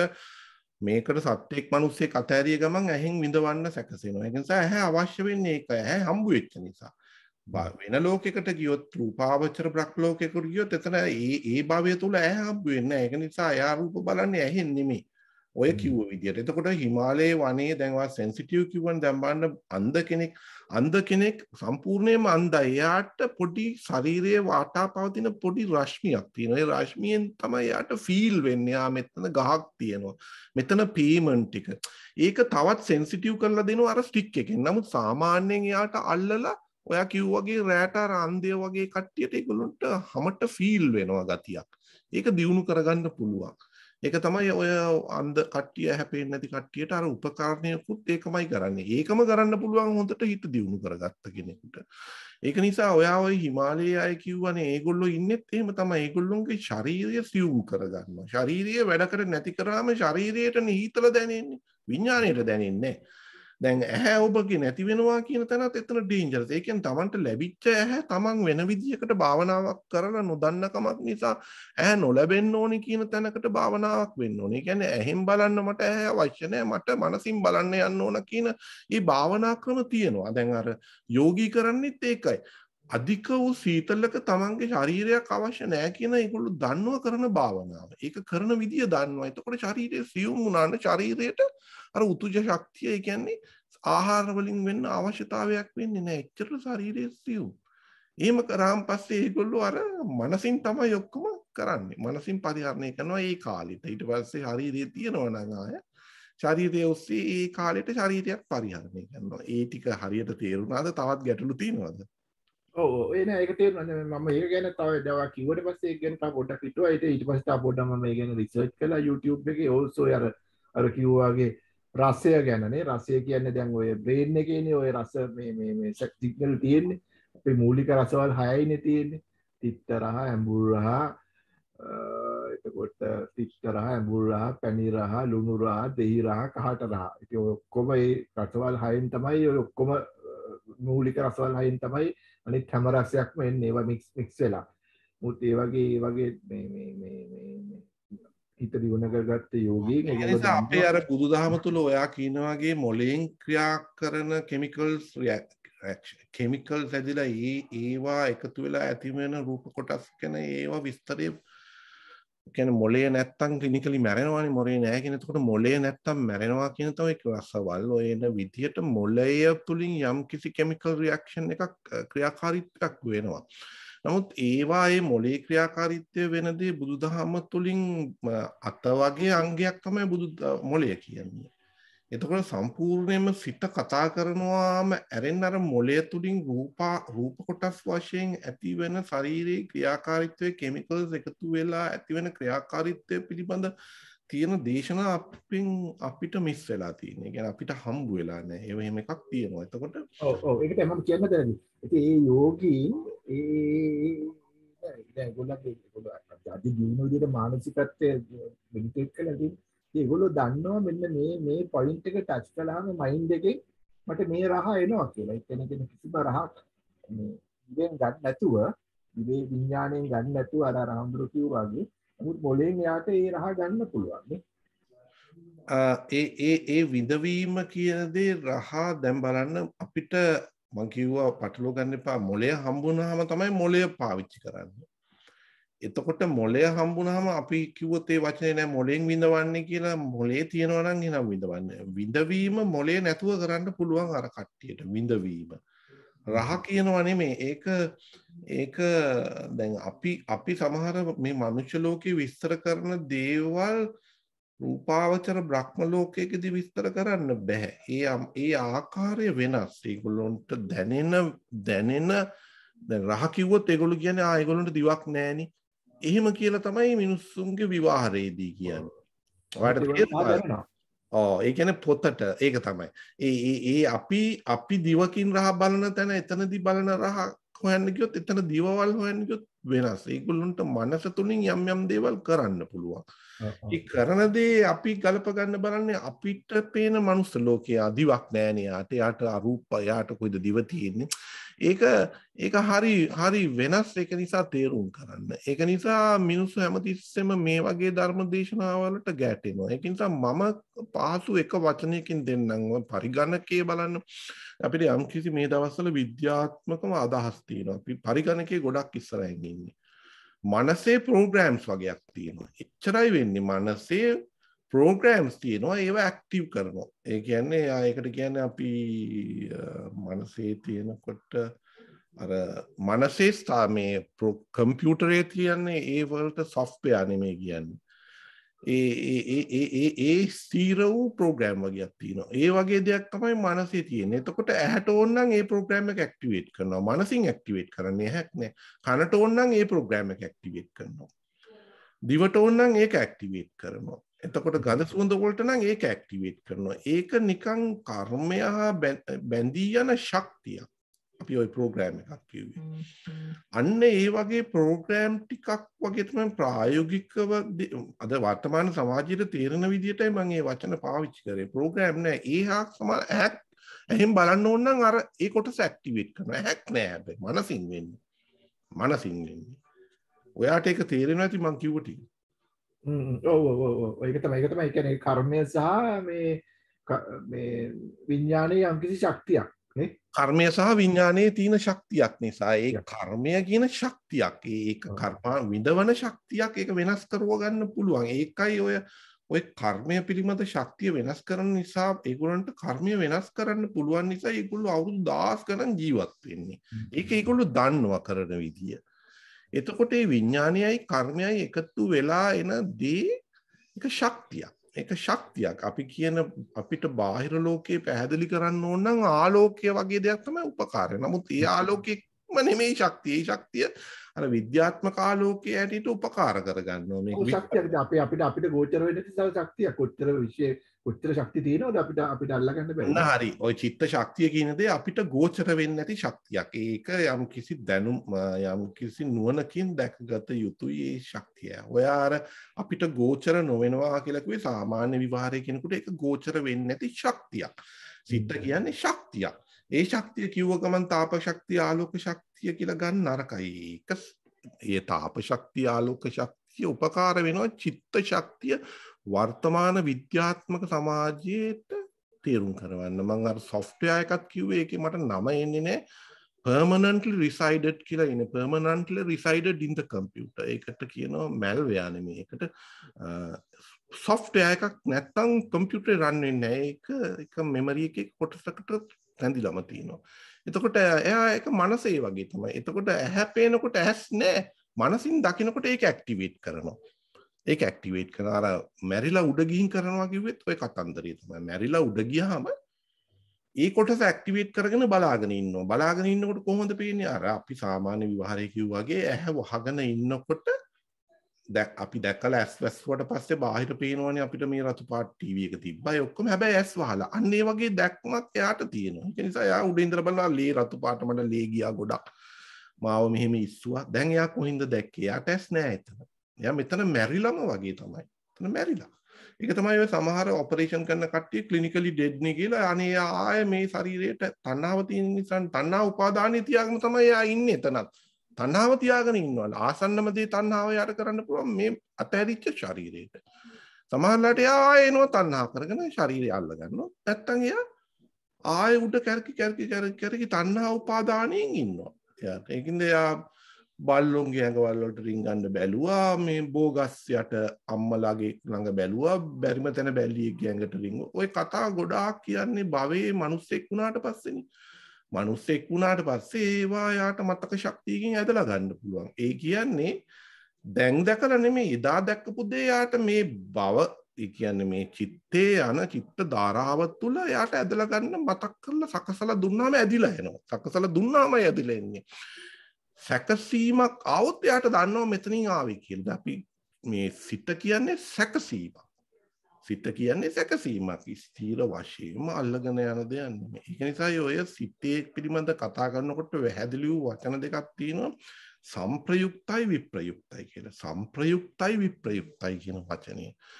ඒකේ මේ හරි වෙනස් මේ සිත දැන් ඔය ෆිසික්ස් අනම්මනම් කරලා තියෙනවනේ. සිත කියන්නේ උත්පාද ස්ථಿತಿ භංග උත්පාද වෙනකොටම ස්ථಿತಿ සහ භංග වෙනවා. ඒ කියන්නේ මේක මේ chart එකක් වගේ අපි කියමු සිත මේම යනකොට සිත පවතිනවා ඇති වෙනවා පවතිනවා නැති වෙන ගතිය තියෙනවා. ඕන දැන් සිත නැති වෙන්න යනවා. ආයෙ එකක් සිත හට ගන්න ඕන දැන්. ඒ වගේ සම්ප්‍රයුක්ත වූ ගමනක් සිත තියන්නේ. ඒ සම්ප්‍රයුක්ත වූ ගමනක මෙහෙම කර්ව් එකේ සිත යනවා. මේ එක චිත්තක්ෂණයක්. නෑ කියන්නත් බෑ. සිතක් ඕනම අවස්ථාවේදී සිතක් කියන දෙයක් තියෙනවා. ඒක නිසායි බුද්ධ දේශනාව මම නෑ කියන්න බෑ. ඒ සිත කියන්නේ මම නේ වෙලාවේ. ඒක නිසා සිතක් අල්ලන්න පුළුවන් ඒ වෙලාවේ. අල්ලන්න පුළුවන් සිතක් පෙන්වන්න පුළුවන් මේ සිතේ චක්‍රයකට ගත්තොත්. ඒක නිසා මේ තියෙන දේ තියෙනවා. වෙනස් වෙනවද? වෙනස් වෙනවා. සිත ඇතුලේ සිතේ කාලයත් එක්ක පැවැත්මත් එක්ක මේ සිත වෙනස් වෙනවා. ඒ වෙනස් වෙන බව නොදන්නකමයි අපිට තියෙන. දැන් අපි බාහිරෙන් අපි උදාහරණේ ෆේමස් එක අම්මා දකින්නකොට අම්මාගේ පැත්තටයි ඒකට කියන ලම්බණය. අපි පෙන්වන්නේ අම්මව පෙන්වන්නේ. හැබැයි සිතේ හදාගෙන තියෙන අම්මා. අම්මව නිත්‍ය වෙනවා. සිත වෙනස් වෙනවා කියලා චිත්තක්ෂණයක් පාසා තමාගේ ළඟ තියෙන අම්මගේ හදාගත්ත රූපය සිත නොවෙනස් වෙනවා. වෙනස් වෙනවා කියන නොතේරෙන කන් තමයි අවිද්‍යාව කියන්නේ. වෙනස් වෙන්නේ කොහොමද? මං අර කර්ව් එක වගේ. ඊට පස්සේ ඒ කර්ව් එකට කිව්වොත් නෑ මම නෑ කියලා කිව්වොත් බොරු කියන්නේ. ඇයි? සිත තුළ හැමතිස්සෙම සිතට එක තැනක පෙන්වන්න පුළුවන්. එහෙනම් ඒ වෙනස් වීම සංප්‍රයුක්ත වෙලා යන ගමන දකින්න පුළුවන් ඥානයකින්. ඒ ඥානයකින් දැක්කොත් සිත වෙනස් වෙලී යන සිතක් ඇති වෙලා අතරක් තියනවා කියලා සිත් අතර දකින්න පුළුවන්. ඒක තමයි සමානතර කියලා කියන්නේ ඒක. ඔයා ඒ ටික තව ඉන්ට්‍රෙස්ටඩ්ද ඇහැට රූපයක් වැදිලා කොහොමද ක්‍රියාවලිය කියලා තේරුම් ගන්න ඇහැට රූපයක් වදිනකොට ඒකට කියනවා අපි චක්කු විඥාන කියලා. ඔයා ඒ ගැන දැනගන්න ඉන්ට්‍රෙස්ටඩ්ද අභිධර්මයේ චක්කු විඥානයේ ඇතිලා සිත් අතර සමාන අන්තරයක් වෙලා යන දේ නුවණින් දකින්නවා කියන මෙන්න මේ කොටස තමයි හරිම අභිධර්මයේ වැදගත්. ඒ කියන්නේ සිතට ඇහැට මට මතකයි වා කොහේ හරි තැනක එක කිව්වා මේ සාකච්ඡාවේ කිව්ව විදිය පොඩි වැරද්දක් තිබ්බා. එතකොට ඇහැට රූපේ වදිනකොට ඒකට අපි කියනවා චක්කු විඥානයක් පටන් ගත්තා. ඕක ටිකක් ස්පර්ශ වුණා කියන එක නෙමෙයි ඉතින් වෙන්නේ. පොඩ්ඩක් මම ඒක අර පුළුවන් නම් අම්මාව සම්බන්ධ කරන්න අද තියෙන දේශනාවට. හලෝ හෙලෝ හලෝ ඔයා අහන්න ප්‍රශ්නේ? සෝරි මම දැක්කේ නෑ වගේ මේ මොකද්ද දැන් මේ චක්කු විඥාන කියන්නේ ඒක නිකන් මේ මොකක් හරි රූපය ස්පර්ශ වුණා කියන එක නෙමෙයි ඉස්සෙල්ලාම වෙන්නේ. දැන් ඒක හරි. චක්කු විඥානය කියන්නේ ස්පර්ශ වුණා කියන දේ හරි. දැන් ඔයා මේ ප්‍රායෝගිකවනේ කතා කරන්නේ. ඒක හරියට හරි. ඒ කියන්නේ ඇසයි බාහිර රූපයයි චක්කු විඥානය යහම ස්පර්ශ වුණා. එච්චරයි වාදන්නේ. එහෙනම් ඔයා ස්පර්ශ වුණා කියලා. ඒක හරි. 100% නිවැරදි. ස්පර්ශ වුණා කියනකොට ඇසයි බාහිර රූපයයි චක්කු විඥානයයි ගොඩ නැගුණාම ස්පර්ශ වුණා කියලා ඔයාට කියනවා. ඒක හරි. එතකොට ඒ ස්පර්ශය සහ චක්කු විඥානය ඒකති ඇතිවන විඥානය කියන්නේ එතනදී ඇහැට වදිනවා කියන්නේ වේදයිත. විඳවීමක්. අර ඔයාට කිව්වේ මට මේ භවයේ මම විඳවන්න ආසයි යනවා කියලා. අන්න ඒ රූප දකින විඳවීමට ආසයි කියන එතන චක්කු විඥානය කියන්නේ ඒකයි. ඒක ඔයාව විඳවන්න කැමති. ඉස්සෙල්ලා ඒක තමයි වෙන්නේ. ඔයා විඳලා පුරුදු දෙයක් විඳවන්න කැමති. විඳවනවා. ඈ අරිනකොට ඈ වහන්න බෑ ඔයාට. ඒක ඔටෝමැටිකලි ස්පර්ශ කරෝලම විඳවනවා. ඒ ටික තේරෙනවද ඒ චුට්ට? ඔව්. හොඳට තේරුම් ගන්න ඒ එතන තමයි බුදුරජාණන් වහන්සේගේ ඉතාමත්ම අපහසු තැන තේරුම් කරවන්න. ඔයාට ඇහැ වහගෙන හිටියට මේ ගමන යන්න බෑ කියන්නේ ඒකයි. බුද්ධ දේශනාවේ භාවනාව කැලේට ගින් කරන එකක් නෙමෙයි. ඒ භාවනා තියෙනවා. ඒ නුවණ දියුණු වෙන භාවනා තියෙනවා. ඒක නෑ කියන්නේ මම. නමුත් මේ අනිත්‍ය, පේන රූපයේ අනිත්‍ය ස්වභාවය හැට විතරක් ගත්තොත් කනටත් එහෙමයි. කනට ඇහෙන ශබ්දයේ අනිත්‍ය ස්වභාවය තේරුම් කරන්නේ ඇහැ අරගෙන කරන භාවනාව. එතකොට ඇහැට රූපේ වදිනකොට ඔයක ස්පර්ශ වෙනවා. ස්පර්ශ වෙනවා නෙමෙයි ස්පර්ශ කරවනවා ඔයාව. ඒක හිතන්න. ඔයාට නිකම් බලාගෙන යනකොට වාහනයක් පැදගෙන යනකොට බලන්න කාර් පේනවා, ගස් පේනවා. ඒ ස්පර්ශ කරවන ගතිය තියෙන්නේ. ලෝකේ ස්පර්ශ කරවන ගතිය. ඒ කරවන ගතිය ආවට පස්සේ ඔයාට ස්පෙෂල් දැන් ඒක ටිකක් ඔයාට මේක තේරෙයිවා ප්‍රායෝගිකව මේක ඔයාට හොඳටම තේරෙනවා මම මේ චුට්ට කිව්වොත් මේ ගැඹුරු දෙයක් කියන්නේ මෙතන. ඔයාට ඒ ස්පර්ශ කරනවන ගතිය කරන්නේ මෙන්න මේ උදාහරණ ගන්න. අපි ස්ටේජ් එකක් ගහමු. අපි ස්ටේජ් එකක් ගහලා ස්ටේජ් එකේ යට ඉන්නවා දැඩිව ආස කරන කෙලස් තියෙනු 7 දෙනෙක්. ඒකට අපි කියනවා කෙලස් කියලා.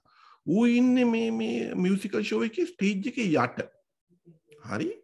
ඔයා මේ ගැන පොඩ්ඩක් මුලදී කතා කරා ඔය කෙලස් කියන්නේ කවුද හාමුදුරු කෙනෙක්ගේ කතාව ඒක දාලා. හැබැයි එතනින් අපි වෙනස් වෙලා වෙනස් මගකට ගියා.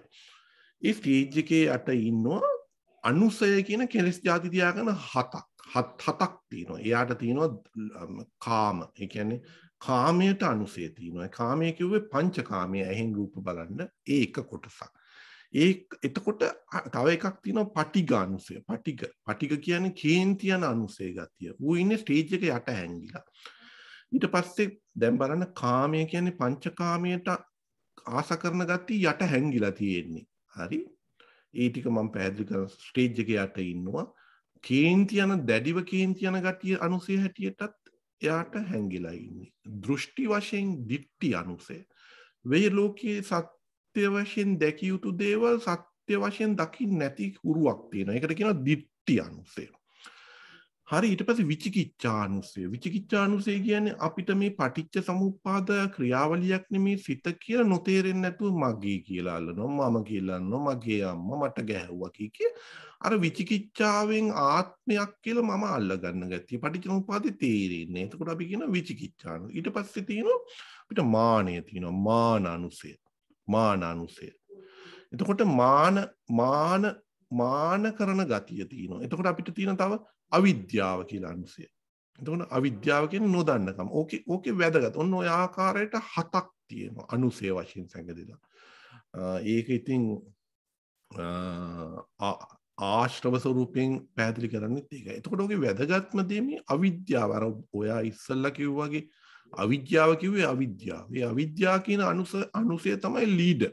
මිනිහා තමයි මේ ඉතුරු 6ම පාලනය කරන්නේ. ඉතුරු 6ම පාලනය කරන්නේ අවිද්‍යාව. ඒ කියන්නේ ඒ නොදන්නකම තමයි මූලික වෙන්නේ. ඒකයි අවිද්‍යාව අවසානයේ රහත් වෙනකොට ප්‍රහීන වෙන්නේ. දැන් ඔබගේ ඇහැට ආවනේ. ඔයාම දැම්ම හිතන්න අපිට ලෝකේ ගතියක් ඔයාටම ආවිනකෝ ඔන්න ඔය 7 ඔස්සේ තියෙන ගතියක් හදාගෙන තියෙනවා හැමතිස්සෙම රූප බලනකොට නොදන්නකමක්. ඒකට කියනවා අවිද්‍යාව. ඒ කියන්නේ අපිට නිකන් හිතලා බලන හිතට ඉන්නකොට වැඩියෙන් කේන්ති යන ගතියක් තියෙනවා. දැන් ලෝභ කරන ගතිය ගත්තොත් ලෝභ කරන ගතියත් නානා ස්වરૂප. නානා වලට දේවල් වලට තමයි පංචකාමය කියන්නේ කාමානුසය ගොඩ නැගෙන්නේ මේ පුද්ගලයාට. ඒකයි මේ දහම තමාම තේරුම් ගන්න ඕනේ. තමන්ගේ හිත ඇතුලේ තියෙනවා මම අරකට ආසයි, චොකලට් කන්න ආසයි. ඊට පස්සේ අර රූප දකින්න ආසයි. මේ රූප දකින්න ආසයි. මේ ලස්සන හඬට මං ආසයි. මේ හඬ ඇහෙන හඬ මට නිකන් නිින්ද යනවා වගේ තියෙනවනේ මං ඒකට කැමතියි. නිකන් තම සිතම විශ්ලේෂණය කරන්න. එතන කිව්වේ කාමරාග අනුසය. තමන්ගේ ස්වરૂපයේ විවිධ විදිහට තියෙනවා. තාම මේ ඇවිල්ලා නැහැ. තමන්ට දන්නවා තියෙන බව. එතකොට පටිඝානුසය කිව්වේ කේන්ති යන ස්වභාවය. දැන් තමන්ට කේන්ති යන්නේ කොහොමද? කවුරු හරි එක්කෙනෙක් මට ඇද කරොත් කේන්ති යනවා. සමහර අයට කේන්ති යන්නේ නැහැ. සමහර අයට ඇද කරාට කේන්ති යන්නේ නැහැ. අර ඇඟිල්ල දික් කරනවනේ මෙහෙම කළා. සමහර අයට කේන්ති යනවා. එතකොට දන්නවා මම මෙහෙම කරොත් මට කේන්ති යන ගතිය තියෙනවා. සමහර අයට ඒකනේ. right? එතකොට මේ gesture ඒ කියන්නේ පෙන්නන දේවල්ට තමන්ගේ හිතේ කේන්ති යන ගතිය තියෙනවා. එතකොට තමන්ට මේ දෘෂ්ටි වැරදි දෘෂ්ටි තියෙනවා සිතේ මට හිතෙනවා කිරිය පුරනකොට හොඳයි. මට ටික වෙනසක් දැනෙනවා. මගේ ෆේමස් මේවා මං කියන්නේ පහසු කට්ටියට බූදියට වතුර දානකොට යම් කිසි කෙනෙක් මටත් හිතෙනවා මගේ හිතේ අඩේ බූදියෙන් ගහ අපල දුරු වෙනවා වගේ. දිට්ඨිය අනුසය. දිට්ඨි වැරදි දෘෂ්ටීන් තියෙනවා. ඔය ආකාරයට ඒතර මානෙ තියෙනවා සමහර අයට.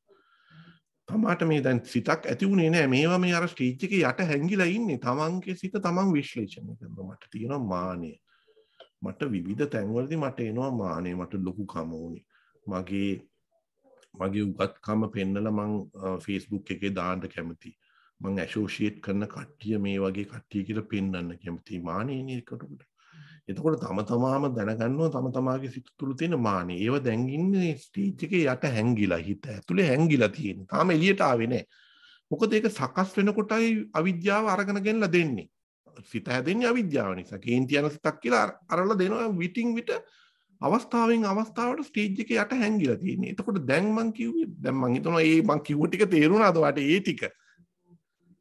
ඔව් ඒක ඉතින් මොකක්ද තමන්ගේ පෙර භවයෙන් හරි මේ භවයේ තිබුණු ඒවා හරි ඒ විදිහට අනුශය කෙලෙස් විදිහට තැම්පත් වෙනවානේ කර්මය අනුව.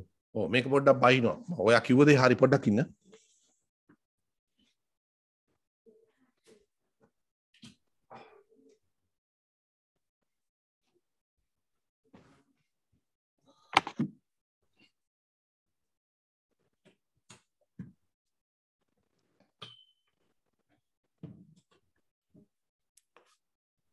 ඔයා කිව්ව දේ හරි අනුසය කෙලෙස් වශයෙන් තැම්පත් වෙනවා. තැම්පත් වෙනවා කියන්නේ ස්ථීර වශයෙන් තැම්පත් වෙන්නේ නැහැ.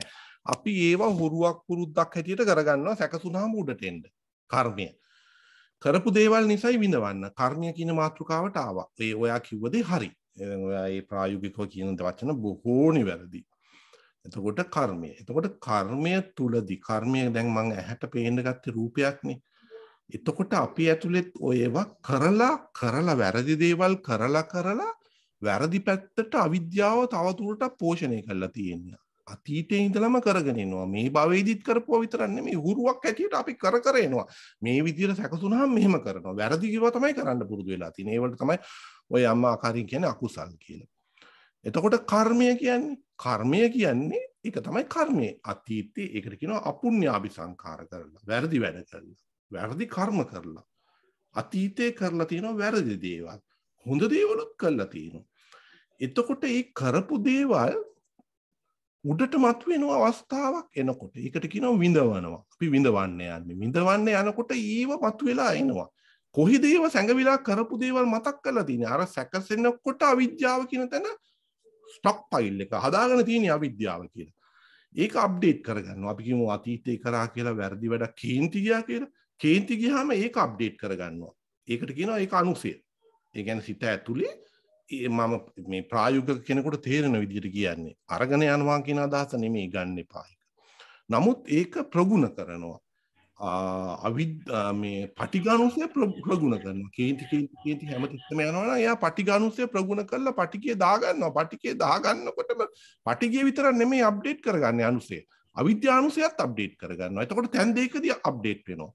සිත යට සැඟවුණු පටිඝය අප්ඩේට් කරනවා එකක් දාගන්නවා ඒකම දාගන්නවා අවිද්‍යාව පැත්තෙන් වෙනම සීක්වන්ස් එක අවිද්‍යාවත් පටිඝය කරලා අවිද්‍යාව නොදන්නා කමකුත් දාගන්නවා ඔන්න ඔහොම එක දාගෙන ප්‍රගුණ කරගන්න ඔය අනුසයකින්දී ඒක තමයි ඔයා කිව්වේ කර්මය නිසා ඔක සැකසීලා ඇතුලේ තියනවා කියලා ඒක හරි කර්මය කියන්නේ වැරදි වැඩ අපුඤ්ඤාභි සංඛාර කරලා ඒකට අවිද්‍යාව වැඩි වෙලා අපුඤ්ඤාභි සංඛාර කියලා කිව්වේ මේ ලෝකේ සත්‍ය දේවල් වලට බැහැරින් යන දේවල් අපි කියමු අතීතයේ කරලා තියෙනවා කියලා මුතරකලා එතකොට දෘෂ්ටියට දාගන්නවා එකක්.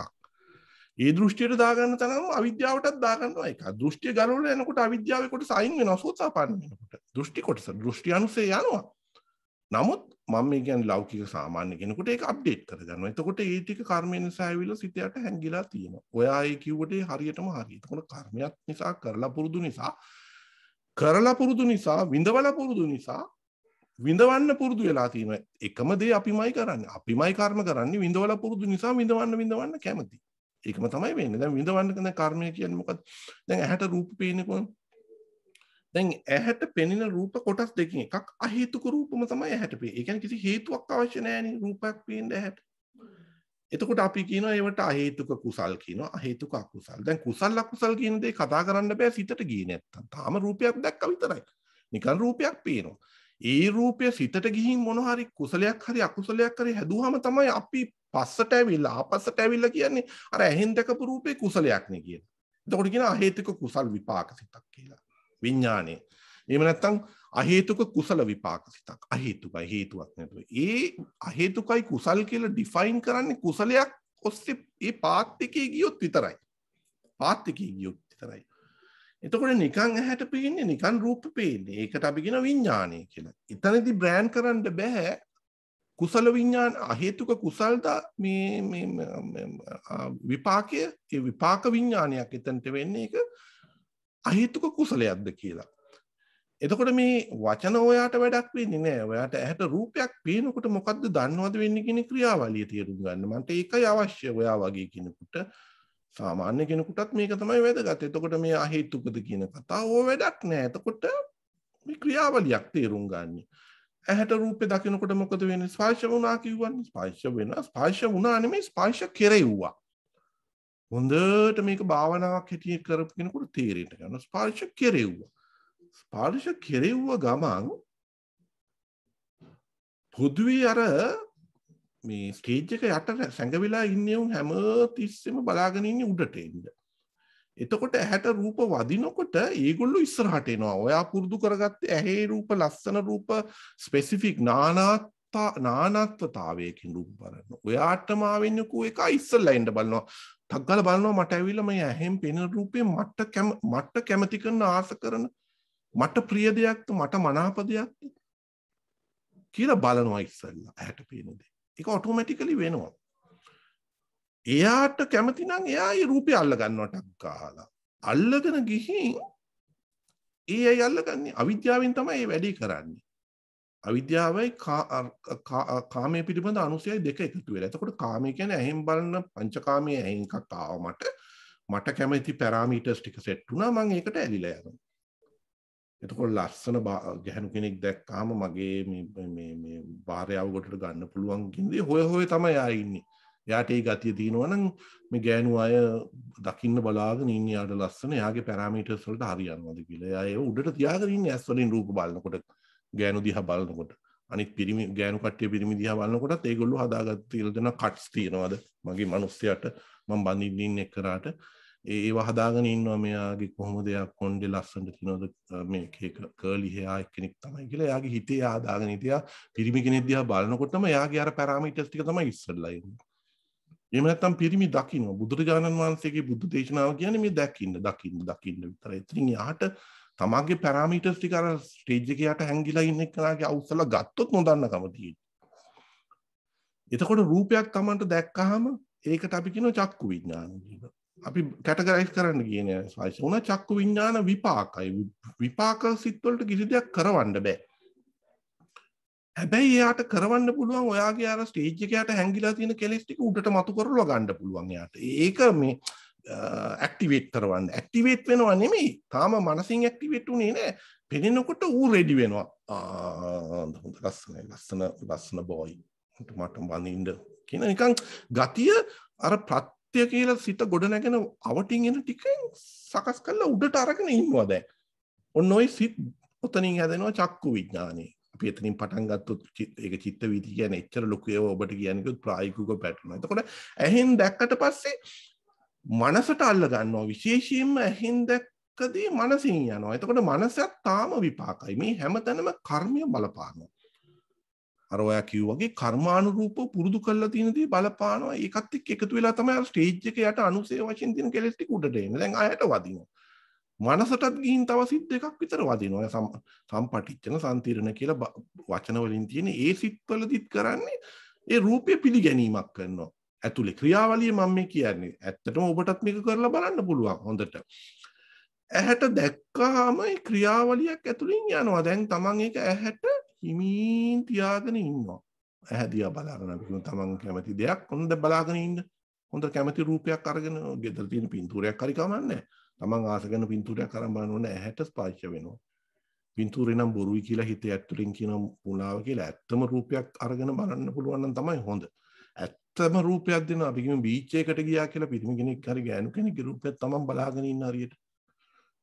බීච් එකකට ගියාම තමන්ගේට හිතනවනේ ආ මේ ලස්සනයි කියන දේ එතන තියාගෙන ඉන්න. ප්‍රායෝගිකව එතකොට තමන්ට දැනෙනවා මේක මනසට වදිනවා කියලා. හොඳට ෆෝකස් එකක් නොතිබ්බොත් අපි ඒ ඇහැට ස්පර්ශ වුණ වෙලාවේ ඉඳලා මනසට එන සිත් අතර තුල අපි කියන perception. ඒ කියන්නේ ප්‍රපංච කරනවා. සංඥා ගන්නවා. සංඥා ගන්නවා. ඒකට කියනවා කාම සංඥා. අපි සංඥා જાති දිනවා කාමයේ පිළිබඳ සංඥා, හිංසාව පිළිබඳ සංඥා, වෛරය පිළිබඳ සංඥා, ව්‍යාපාදයේ පිළිබඳ සංඥා. අපි මේ රූපේ දැක්ක ගමන් කරන්නේ පුරුදු වෙලා තියෙන සංඥා ගන්නවා. ඒකට තමයි නිමිති අල්ලනවා කියන්නේ ඔකයි. අනුවියන්ජන. රූපේ දැක්ක ගමන්ම මේ පැත්ත නිකන් ජාලයක් වගේ අපි ඔය කළා අරු තමයි අර කරන්නේ අවිද්‍යාව. මතු කළා දෙනවා සංඥා වලින් මගේ පැරාමීටර්ස් වලට හරියන විදිහට. මේ බීච් එකේ අපි රූපයක් දිහා බලාගෙන හිටියා කියලා. තමා ආස කරන පැරාමීටර්ස් ටිකට ඔන්න ඔය සිත්පේඩිය රූපය ඇතුළට එන ගතිය. ඊට පස්සේ රූපය තුල නිගමනයකටත් ඒ ඔක්කොම විපාක. විපාක වුණාට මේ කෙලෙස් ටික අවුස්සන ගතිය, සංඥා අවුස්සන ගතිය, ප්‍රත්‍ය වැරදි පැත්තට යොදවන ගතිය මේ සිත් පරම්පරාව කීපය තුල තියෙනවා. තාම තියෙනවා. හැබැයි තාම විපාකයි. ඒ කියන්නේ තාම විඳවීමක්. විපාක කියන්නේ තාම මේ දකින්න රූපේ විඳවීමක්. Tamanගෙන් මුකුත් කරන්න ගියේ නෑ. අන්න ටික වෙලාවට ගියාම පස්සේ හිතනවා අර මගේ මේ හිතගත් එක්කනා ඉන්නේ. දැන් ඔන්න හිතගත් එක්කනා කියන අදහස අරගන්නවා. මෙයා මගේ හිතයි, මෙයා හොඳයි. දැන් ඔන්න හිතපු දේ අරගත්තා. ඔව් එතන දාමු සංස්කාර කියලා. තාම සංස්කාර කරේ නෑ. දැන් සංස්කාර කරන්න යන්නේ.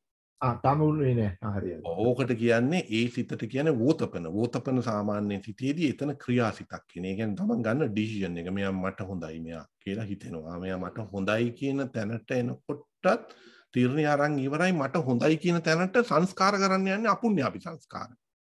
ඒ කියන්නේ ඇත්තටම දාම කරේ නෑ. මට හොඳයි කියන තැනදී දැන් උද්දාමයටපත් වෙනවා පුළුවන් සිතේ. එහෙම නැත්තම් උද්දාමයටපත් වෙනවා. අපි කියමු දැන් මට හොඳ එක්කෙනෙක් කියලා මෙයාට ඒ ක්‍රියාසිතේදී තේරිච්ච ගමන් ඊළඟ සිත්වලදී ආ සංස්කාර කරනවා. හරි ආදරයක් ඇයට ඇති වෙනවා, ආසාවක් ඇති වෙනවා. අන්න සංස්කාර කරන තැන. එතකොට මේ තීරණය ගත්ත ගමන් එයා සංස්කාර ගොඩ නගනවා.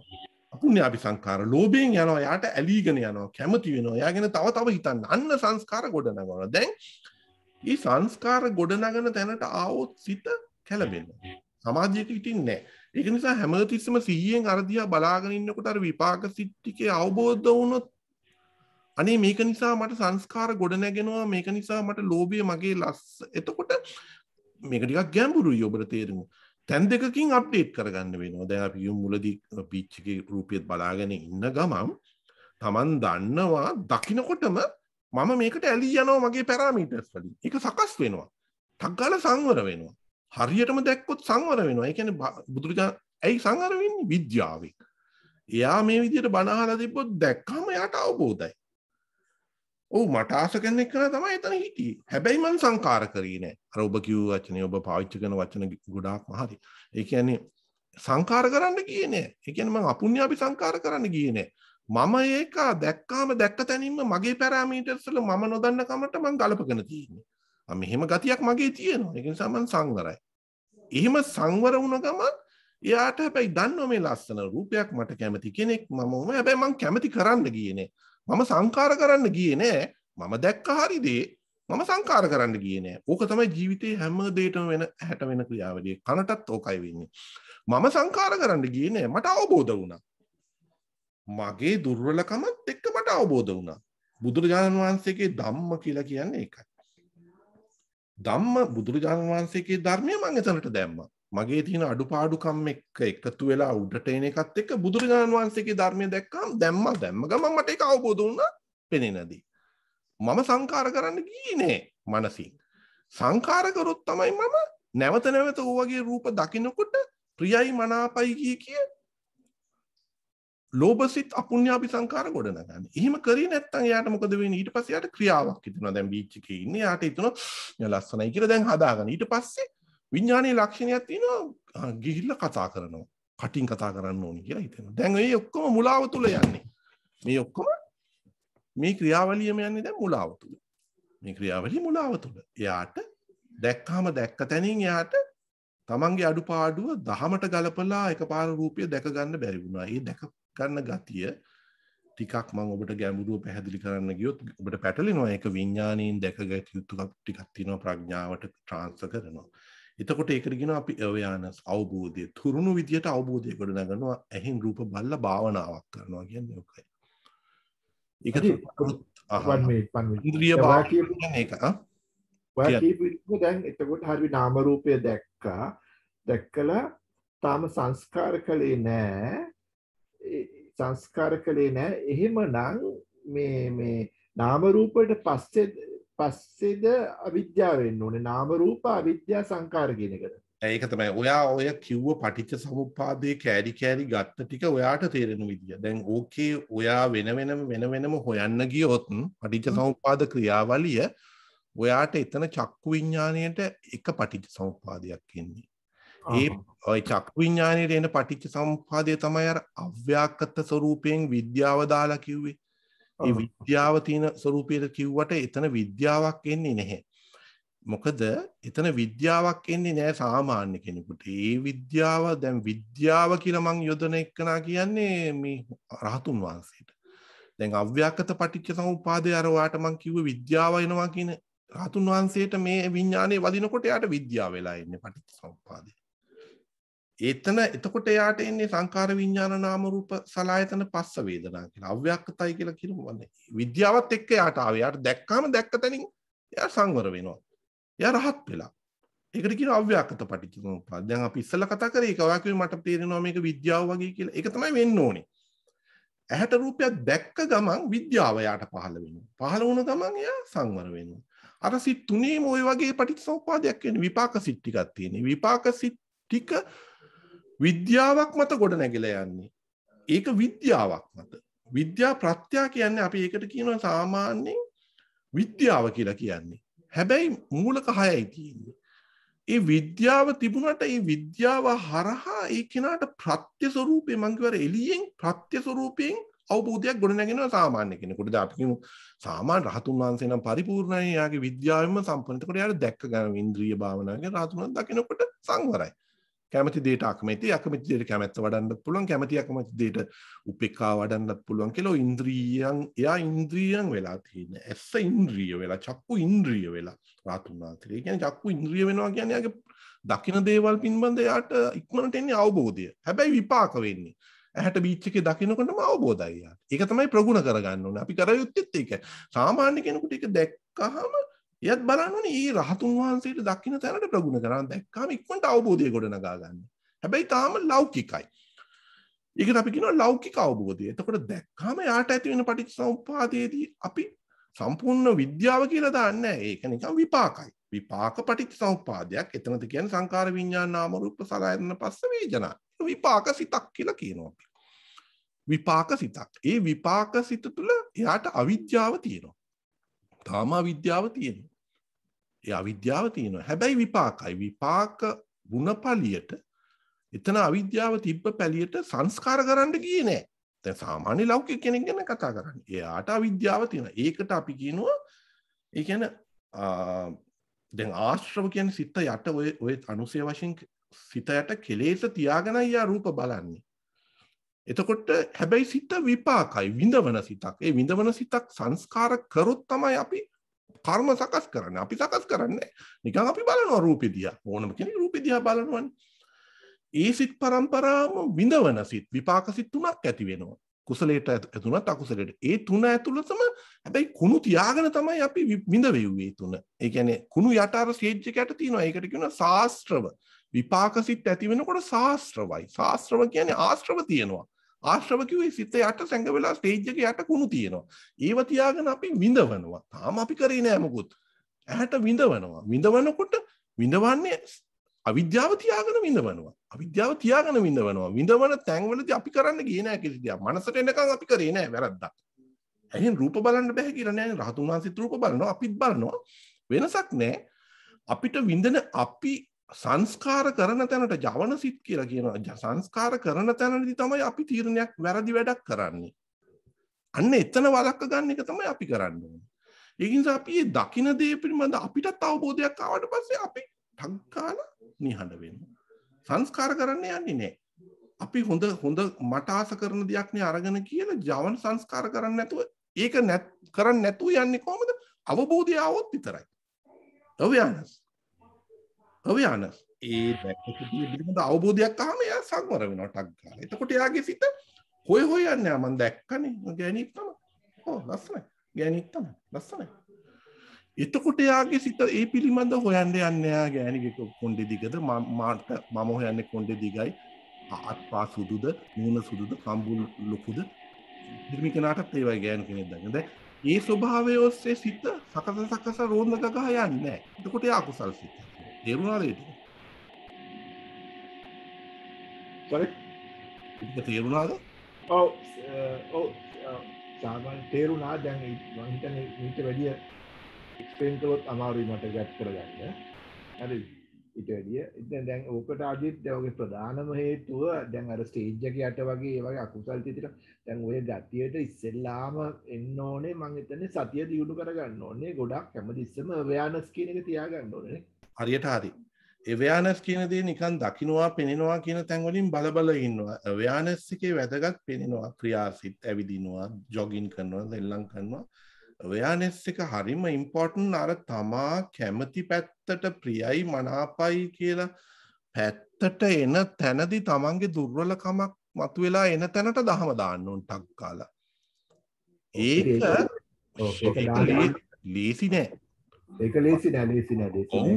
මම ඔයාට කියන්නේ ලේසි නෑ කියලා කියන්නේ මිනිස්සු හිතනවාට මේ රහත් වෙන්න නිවන් දකින්නවා සෝතාපන්න වෙනවා කියන එක ලේසි නෑ. ඇයි මං කියන්නේ ලේසි නෑ කියලා? මේකයි. තමන්ගේ කුණු ගොඩ ඇතුලේ ගොඩාක් තියෙන්නේ විවිධ දේවල් තියෙන්නේ. ඒවා ඒ සිතට පර්ටිකියුලර් සිතට විතරයි කොටසක් එන්නේ කුණු ටික වුණත්. එතකොට ඒ පර්ටිකියුලර් සිතට විශේෂ වූ සිතට කොටසක් විතරයි කුණු ටික එන්නේ. එතකොට ඒ කුණු ටික පරාජය කරන ධර්මයෙන් අවබෝධ කරලා ගන්නත් තියෙන කොටසක් විතරයි. දැන් අපි කියමු හොඳ මේ සත්තු මරණ වෙලාවට බොරු කියන කෙලස් ටික උඩට එන්නේ නැහැ. මං කියන්නේ නේද? එතකොට නුවණක් තියෙන්න ඕනේ සත්තු මරණ වෙලාවට එන කෙලස් ටිකක් ගන්න. සත්තු මරණ වෙලාවට සංවර යුතු ටිකක් දහමෙන් එකතු කරලා ගන්න නුවණක් තියෙන්නත් ඕනේ. ඒවට තේරෙනවා. ඒ දෙක එකතු වෙලා තමයි අවබෝධය එන්නේ. එතකොට අවබෝධය ලැබෙන එක්කනට ඇත්තටම කෙලෙසිය එන උඩට සත්තු මරනවා එන්න තමා තුල තියෙන කෙලෙස ටිකක් තේරෙනවා. බුදුදහමේදීත් ඒක නොකර යුතුයි කියන තැන දින කෙලෙ සංවර වෙන විදියක් දැනගෙන ඉන්න ඕනේ. ඒ ඔක්කොම එක සිතට විවිධ සිත්වලදී විවිධ අවස්ථාවේදී විවිධ තැන්වලදී එන්නේ විවිධ විදියට. ඒක තේරුණාද? ටිකක් අපහසු කියලා. ඔව් තේරුණාද? දැන් ඒ කියන්නේ දැන් ඕක ඇත්තටම මේ concept එක දැන් අපි ඔක්කොම 60 පැනපු මිනිස්සුනේ. දැන් ඔයා නෙමෙයි මම එහෙම. ඉතින් දැන් මෙච්චර කල් අපි දැන් දාගෙන තියෙන සීජ් එක යට කුණු ගොඩක් තියෙන්නේ. ඔව් තේරුණාද? ඒ කියන්නේ දැන් අපි දැන් එක රටවල් වල ගිහිල්ලා ඉතින් එනම් මම දැන් මෙච්චර කල් ඉතින් ඒක ලේසි පාස්සු වැඩක්. මම මේ නෙමේ අර මේවා මේ සංකාර වෙන්නනේ. මොකද අර දැක්ක ගමන් අර කුණු ගොඩ ඇවිස්සෙනවා එක පාටනේ. ඕ හැම දෙයකම ඇවිස්සෙනවා කුණු ගොඩ. ඔයා කියන්නේ හරි. හැබැයි මේ concept එක දැනගත්තාම මෙහිමයි වෙන්නේ කියලා සිහියෙන් ඉන්න ඌ එනකොට අඩු වශයෙන් ඌ ආවා කියලා දැනගන්න එක ලොකු දෙයක්. ඔයාලට තේරුණාද? මේ concept එක දැනගන්නයි මං කියන්නේ. මේ concept එක මේ structure එක මේ සිතක්වල ගොඩ නැගෙන structure එක තේරුණොත් සිහිය පොඩ්ඩ මේක වැරදි හරි මේක දැක ගන්න පුළුවන් වෙනවා. තමන් හරියට දැනගත්තොත් මේක. ඒක තේරෙනවනේ මං කියන දේ. ඔව්. ඒක තේරෙනවා.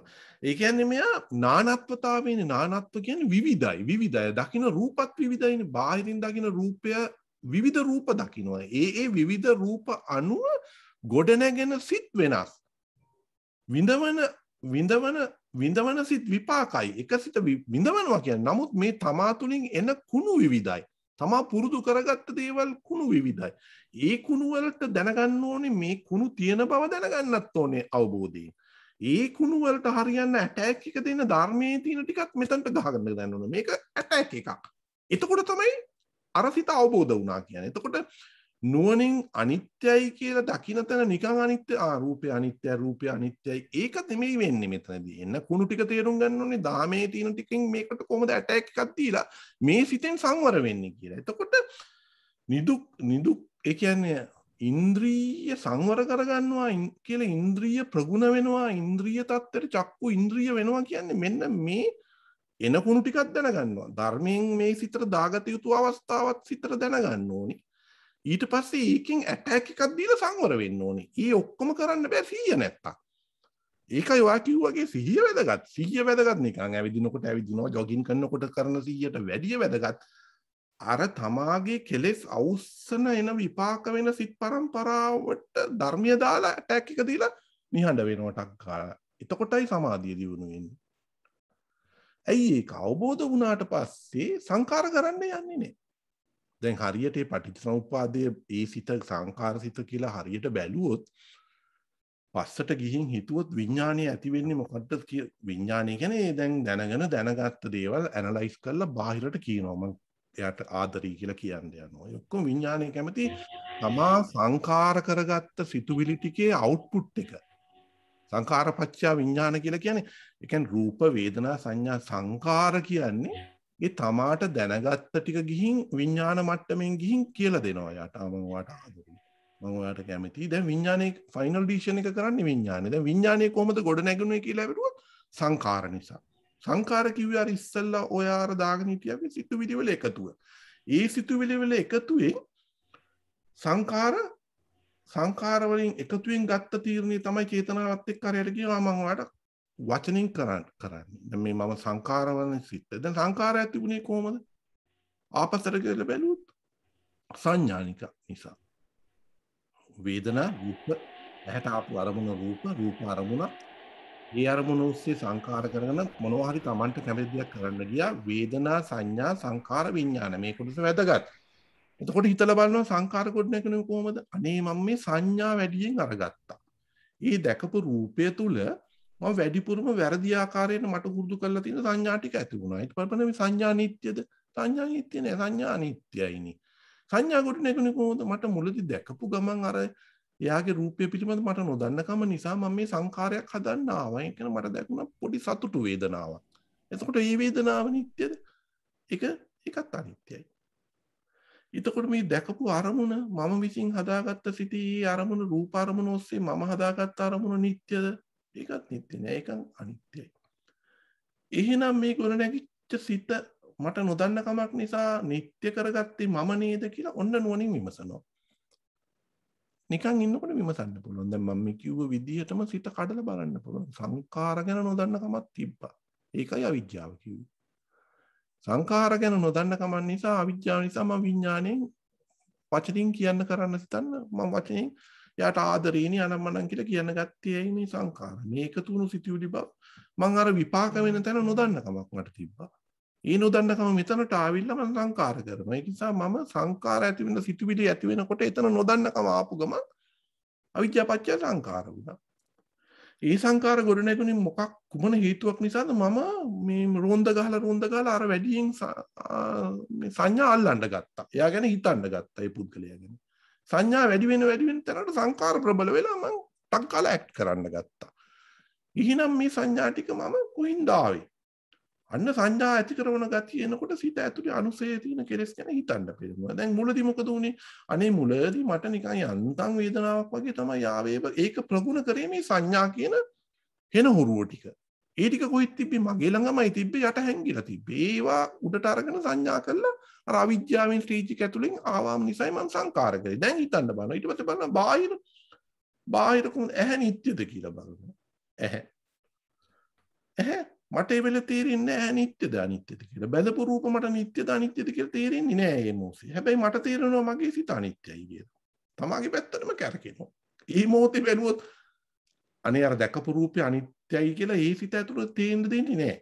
ඊට පස්සේ යවුවොත් නිකන් ගිහිල්ලා අර ගෑනු කෙනාගේ රූපේ කොහොමද හරි පිළිමි කෙනාගේ රූපේ නිට්ටයද අනිත්‍යද ඒක අනිත්‍යයි ඕක දිරනවානි කියලා කිව්වට සිත ඇතුලෙන් කෙලස් ටිකත් එක්ක එනකොට ඒ ගතිය පෙන්වන්නේ නැහැ අනිත්‍යයි කියලා. ඇහැ අනිත්‍ය කියලා පෙන්වන්නෙත් නැහැ. ස්පර්ශය ඇතිවන ස්පර්ශය අනිත්‍ය කියලා පෙන්වන්නෙත් නැහැ. පෙන්වන්නේ නැහැ. එතකොට විපාකසිත පරම්පරාව ඇති වෙනකොට අර එළියෙන් ඉඳලා අවබෝධයෙන් බලාගෙන ඉන්න එක්කෙනෙකුට එයා බලාගෙන පුරුදු කරලා තිනකොට තේරෙනවා අඩේ මේ දකින්න රූපෙත් අනිත්‍ය වෙනවා. ඇයි අනිත්‍ය වෙන්නේ? බාහිර රූප දැක්කට තමා හදා ගන්න දෙයක් තමයි සිත අනිත්‍ය වෙනවා. සිත වෙනස් වෙනවා. මම ඒක නොදන්න කමයි තියෙන්නේ. නැත්තම් බාහිර රූප නිට්ටයද අනිත්‍යද කියන දේ මේ මෙතන අදහස් වෙන්නේ. ඒක වටිනවා.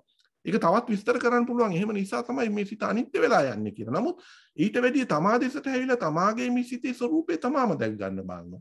තමාගේ සිතේ ස්වરૂපේ තමාම දැක ගන්නවා. තමාගේ සිත නුවණින් බලනවා මේක අනිත්‍ය වෙලා යනවා. මේක වෙනස් වෙලා යනවා. ඒ වෙනස් වෙලා යනකම නොදන්නකම නිසා බාහිරට ඇඟිල්ල දික් කරලා පෙන්නනවා. මේක නිට්ටයයි මේක නිට්ටයයි. ඇත්තටම අනිත්‍ය දෙයක් නිට්ටය කරනවා. තමාගේ සිත අනිත්‍ය වෙන සිතක් බාහිරට ඇඟිල්ල දික් කරලා පෙන්නනවා නිට්ටයයි. මගේ ඇහැ නිට්ටයයි.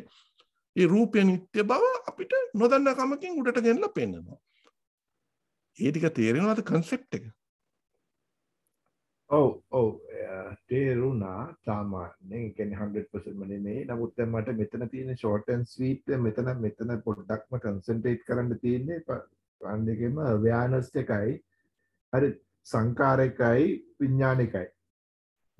එතනදී ඔයා ස්පර්ශ කරන තැන තමයි ඇහෙන් කනෙන් දිවෙන් නාසයෙන් ශරීරයෙන් ස්පර්ශ කරන තැන awareness එක තියාගෙන ඉන්න ඕනේ. ඒ awareness එක දුව. ඒ කියන්නේ තමාගේ කෙලෙස් ගැන අවබෝධයක් තියෙන්නත් ඕනේ. ඒ සිතට ඒන කෙලෙස් පිළිබඳ අවබෝධයක් තියෙන්නත් ඕනේ. දහමහලා ඒකට පහර දෙන විදිය දැනගන්නත් ඕනේ. දැන් අපි කියමු දැන් awareness එක තියාගෙන ඉන්න කෙනෙකුට දැන් අපි කියමු කිරි උතුරනවා කියලා. දැන් එක පාට යනවා කිරි උතුරන සයිට් එකට. දැන් කොයි පැත්තෙන්ද ඇදලා එන්නේ? ධර්මයේ කියනවා කිරි උතුරන එක අපි අර කියන්නේ ඒකට කියන්නේ කිරි උතුරණය කරන්න බෑ සෝතාපන්නයි. ඒකෙන් බලන්න ඕනේ මගේ හිත ඇතුලේ සීලබ්බක පරාමාස. සීලබ්බත පරාමාස. That's right. එතකොට දහමෙන් මං අහලා තියෙන සීලබ්බත පරාමාසයට එන්න බෑ. මේක බොරුව කියලා දකින්නකොටම බොරුව කියලා දකින්න ඕනේ.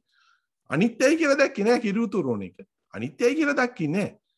අනිත්‍යයි ඇයි උඹ අනිත්‍යයි කියලා දැක්කේ කියලා අහන්න. සිතෙන්ම අහන්න ඕනේ. දැන් එකපාරට කිරි උතුරන සයිට් එක සංඥාවක් නෙන්නේ කිරි උතුරනවා දකින්න. අනිත්‍යයිනේ. එහෙම අහන්න හරකයි. ඒක නෙමෙයි කියන්නේ. එතකොට ඒක දකින්නේම අනිත්‍යයිනේ කියලා වඩනකොට කෙලෙස් ටික සිඳෙන්නේ නැහැ ඇතුලේ. කෙලෙස් ටික සිඳෙන්නේ අවබෝධයට. අවබෝධයෙන් අහන්නේ ඇයි උඹ ඕක අනිත්‍යයි කියලා බැලුවේ. මේක දහමේ සීලබ්බත පරාමාසයක්. මේක බොරුව. මගේ තුල මේ සීලබ්බත පරාමාසයෙන් එන ගතිය ස්ටේජ් එක ඇතුලෙන් ආවොත් මම බොරුව ඔස්සේ ගිහින් අකුසල් හදනවා. තවත් අනාගතයට බොරු විපාක වෙන සැරේට බොරු කරවන්න. ඒ ටික තේරුණාද? ඒකයි දකින රූප දැක්කොත් දැක්කා විතරයි කියන තැන කියන්නේ නිකම්ම දැක ස්කෑන් කර යනවා නෙමෙයි අවබෝධයත් එක්ක ස්කෑන් කරනවා. ඕක පුරුදු වුණාට පස්සේ සිතේ ඉබේම වෙනවා. මොකද හැම සිතකම ඕක කරන්න අවශ්‍ය නැහැ. දැන් සමන් ස්කෑන් කරගෙන යනකොට සිත් දකින්නවා. ඒවා අපිට අදාළ නැහැ. අපිට දකිලා අපිට කෙලෙස්යක් මතු කරන එකටයි අපි කැමති දකින්න. අපි එහෙන් දකින්න කැමති. ඇත්තටම අපි හදාගත්ත දෙයක් තියෙනවා ලෝකේ ස්කෑන් කර. ඒ කියන්නේ ඇහැ අවට්ටම කියලා හිතන්න පුළුවන්. ඇහැ අවට්ටම බලාගෙන ඉන්නේ අපිට සතුටු කරන දේවල්. ඒ පුද්ගලයා. අපිට අසතුටු කරන දේවල් වලට ගැටෙන ගතිය ඇහැ වටේ තියාගෙන ඉන්නවා මෙහෙම. මිනිස්සු ඕකයි කරන්නේ. මේ ඇහැ වටේ මේ තියාගෙන තියෙනවා සතුටු කර යුතු දේවල් අසතුටු කරපු දේවල්. ඒක මේ ටක් ගාලා ඇදිලා යනවා නොදන්නකම තිබ්බොත්. දන්න එක්කනට සතියෙන් 100න් හිටිය එක්කනට I am not going with you. ටක් ගාලා ධර්මය දානවා. අපහසුයි. ඒ ධර්මය දාන්නත් ඔය මේ ගතියක් දැනගන්න ඕනේ. ධර්මය දැනගන්නත් ඕනේ. ඒක තමයි බුදුරජාණන් වහන්සේ කියන්නේ ධර්මය කියලා. ධර්මය නිට්ටයද අනිත්‍යද? අන්තිමට ධර්මයත් අනිත්‍යයි. ධර්මයත් අනිත්‍යයි. ධර්මයේ උපකාරත් වෙනවා මේ විදිහටම. අකුසල ධර්මයයි කුසල ධර්මයයි දෙකම උපකාර වෙනවා. අකුසල ධර්මය කියන්නේ තමන්ගේ සිත ඇතුලෙන් උඩට එන ටික අර න කුසල ධර්මය කියන්නේ බණ අහලා බුදුරජාණන් වහන්සේගේ ධර්මය. ඔක්කොම දැනගෙන කරන භාවනාවක්. සතිය නැතුව සතර සතිපට්ඨාන. සතර ආකාරයට බලනවා. කය දිහා බලනවා. කයත් සිතට බාහිරයි. තම කයත් සිතට බාහිරයි. දැන් තම කය දිහා බාහිර රූපයක් ලෙස බලනවා. මේ අත කොහොමද? මේ අත ගැන හිතනවා ටක් ගාලා. නුවණක් දිනු වෙන්න ඕනේ මේ අත. දැන් තුවාල වුණාම අත එක වෙලාවට සංවර වෙනවා. මේක තුවාල වෙන ගතියක් තියෙනවා. එහෙම නැත්නම් එක්කෙනෙක් මගේ අත තුවාල වෙලා ගියත දැන් එයාට එයා ඉක්මනට එයාට කැළඹෙනවා. රහතුන් වහන්සේ කැළඹෙන්නේ නැහැ. එහෙම කැළඹෙන්නේ අයියෝ මගේ අත සතෙක් කාලානේ එහෙම කියලා දඟලලා උඩ පැනලා මෙහෙම කරනවා. අපි ලෝකේ හදාගත්ත දේවල් ගති කරගෙන හදාගෙන තියෙනවා. කැරපොත්තෙන් දකින්නකොට එහෙම ගතින. කොහෙන්ද ඒක එන්නේ? අපි හදාගත්ත දේ. සමහර ඒගොල්ලෝ කැරපොත්තු ගාන ගසලා දානවා. එතකොට තමයි හදාගත්ත වැරදි දේවල් ලෝකේ තියෙනවා. යම් දේවල් දකින්නකොට අපිට තව දේවල් මතක් වෙනවා. අපි හදාගත්ත විදිය. අපි හිතමු අපි මල් සාප් අපි යනවා කොයි හරි තැනක් බලන්න. ලස්සන තැන. අපි මල් ටිකක් දකින්නකොට අපි කියන මල් වත්තක් දකින්න පොඩි වත්තක්. Taman හදාගන්නවා පේරාදෙණියේ මල් වත්තේ වෙලාවට. මිනිස්සු එහෙම හදාගන්නේ නැද්ද? හදාගන්නවා. දැන් ලංකාවට යන ඒගොල්ලෝ ගැන කතා වෙනවා. කතා වෙනකොට අන්න මිනිස්සු හදාගන්නවා තමන්ගේ අම්මා තාත්තා ගැන හිතන්න පෙරෙනවා. මෙතනදී දැකපු දෙයක් නිසා මෙතන සැකසීමක් කරනවා. ගෙදර ලංකාවේ ඉන්න අම්මා තාත්තලා ඒ වටපිටාව භාවය ගැන හිතන්න. මෙතනයි සැකසුවේ. එතකොට බලන්න සිත හරියට මෙතන සැකසීමක් කරේ. මෙතන සැකසීම මෙතනට ફોකස් වෙනවා. අරවා එන්නේ කලබණ්ඩ සිත. ඒක අවබෝධයි. ඒවා ફોකස් කරනකොට එතන ફોකස් කරනවා. එතන අවබෝධයි. මෙතනත් අවබෝධයි. දකින්නදී දකින්න තැන ફોකස් කරලා නිරවුල් කරනකොට සිත කැළඹෙන්නේ. සිත කැළඹෙන්නේ නැති නිසා අපි මේ සිතට කියන සමාධිය කියලා.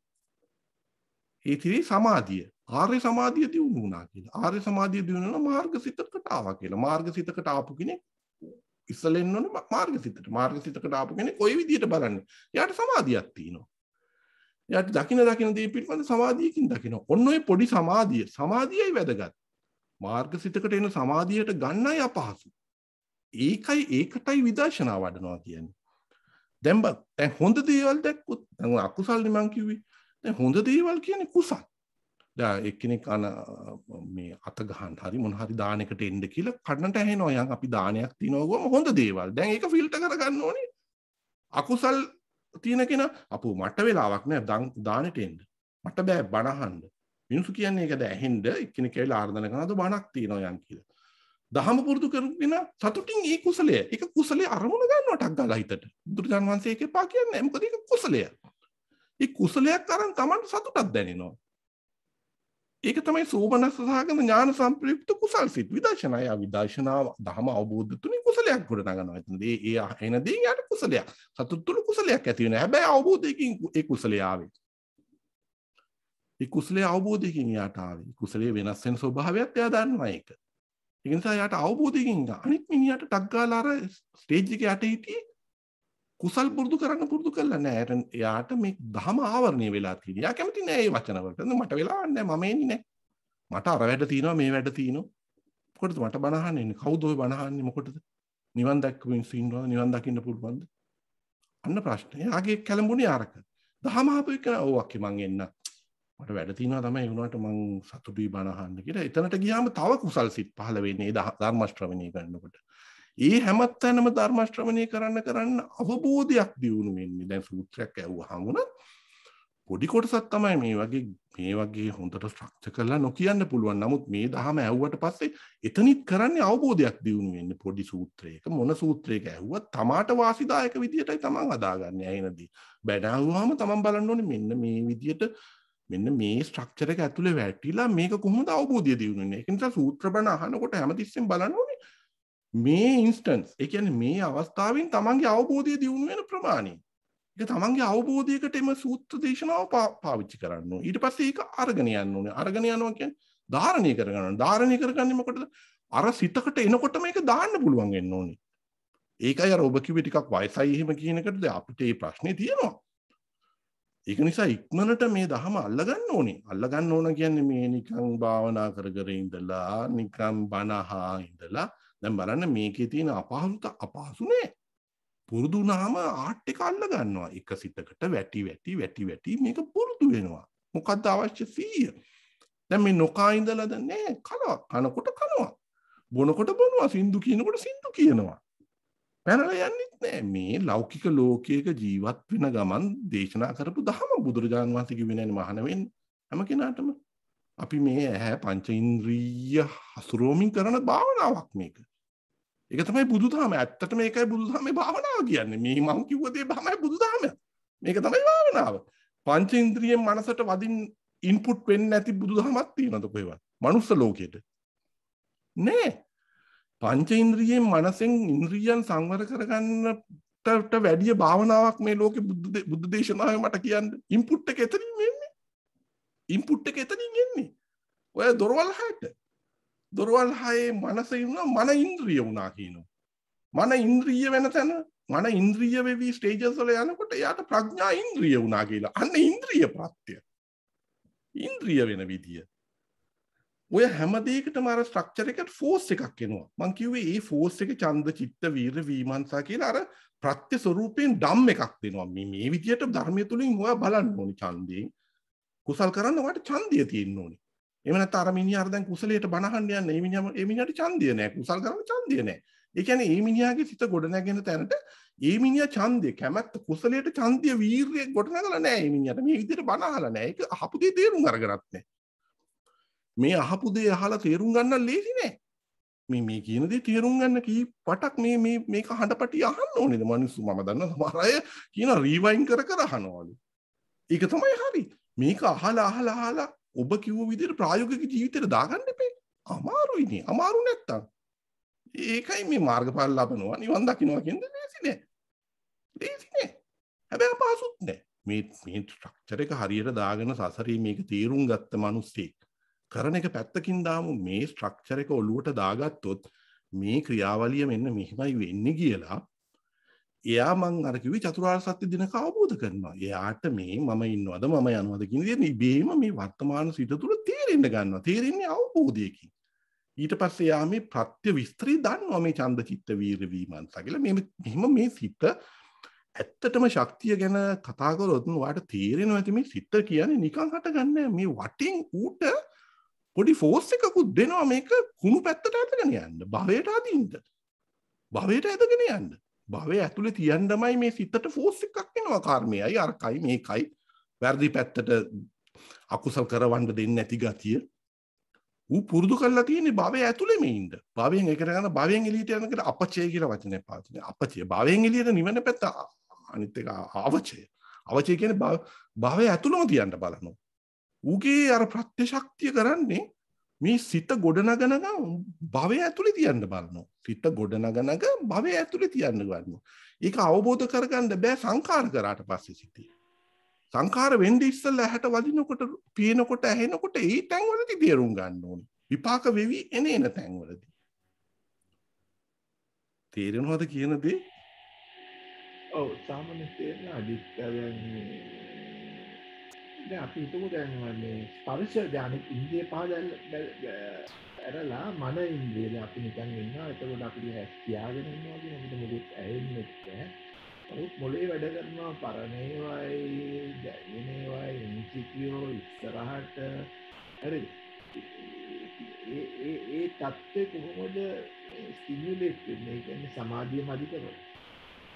ඒ තත්ත්වය දැන් හිතන ඒ ගතිය සිත තුළ මේ වෙන්නේ තමන් ඒ වෙලාවට මම කියන්නේ හොඳම දේ දැන් අකුසල් එන විදිය තමන් මග අරගන්න බලන්න ඕනේ. ඒ වෙලාවට තමන්ට කර යුතු ට්‍රික්ස් තියෙනවා. අපි ගේමු ගාක් වද දින දේවල් වෙනවා නම් දැන් අපි පවා ඒ වැඩේ කරනවා. දැන් මේ හොඳට මෙන්න මේ චුට්ට අහගන්න මේ හරි වැදගත් කොටසක් මිනිස්සු ගොඩක් දන්නේ නැති දෙයක් තියෙනවා මේක. සිතේ ලක්ෂණයක් තියෙනවා අපිට පවා ඕන කෙනෙකුට. රහතුන් වහන්සේට ඇරෙන්න නොදන්නකම තියෙන සෑම කෙනෙකුටම සිතේ අපි කියමු කේන්ති යන ගතියක් ආවා කියලා. එතකොට සසර පුරාවටම කේන්ති යන ගතිය ප්‍රගුණ කරපු දේවල් තමයි එතනට ඉන්නේ. හරි හොඳ කරනකොටත් එහෙමයි. හොඳ දේවල් කරනකොට හොඳ දේවල්ම සිතන්න තමයි සිත සකස් කරලා තියෙන්නේ. ඒක නිසා තමන් යම් කිසි වෙලාවක අපි හිතමු දැන් ඇක්සිඩන්ට් ගැන හිතනවා කියලා. දැන් මිනිස්සු ඇක්සිඩන්ට් ගැන කතා කරනවා. එහෙම කරන්න යන නරකයි වැඩි. ඒ ඇක්සිඩන්ට් ගැන කතා කරන්න හිතන්න කියන්නේ ඒ ගැන පෙළඹෙනකොට තමන්ගේ සසර පුරාවටම ඒවැයි විඳවපු ඒවා මතක් කරලා තමන්ට දැම්බෙන්න පුළුවන්. තමන්ට ඇක්සිඩන්ට් වෙන්න පුළුවන්. ඒක නිසා ඒව ඔස්සේ වැඩි හිත යන නරකයි.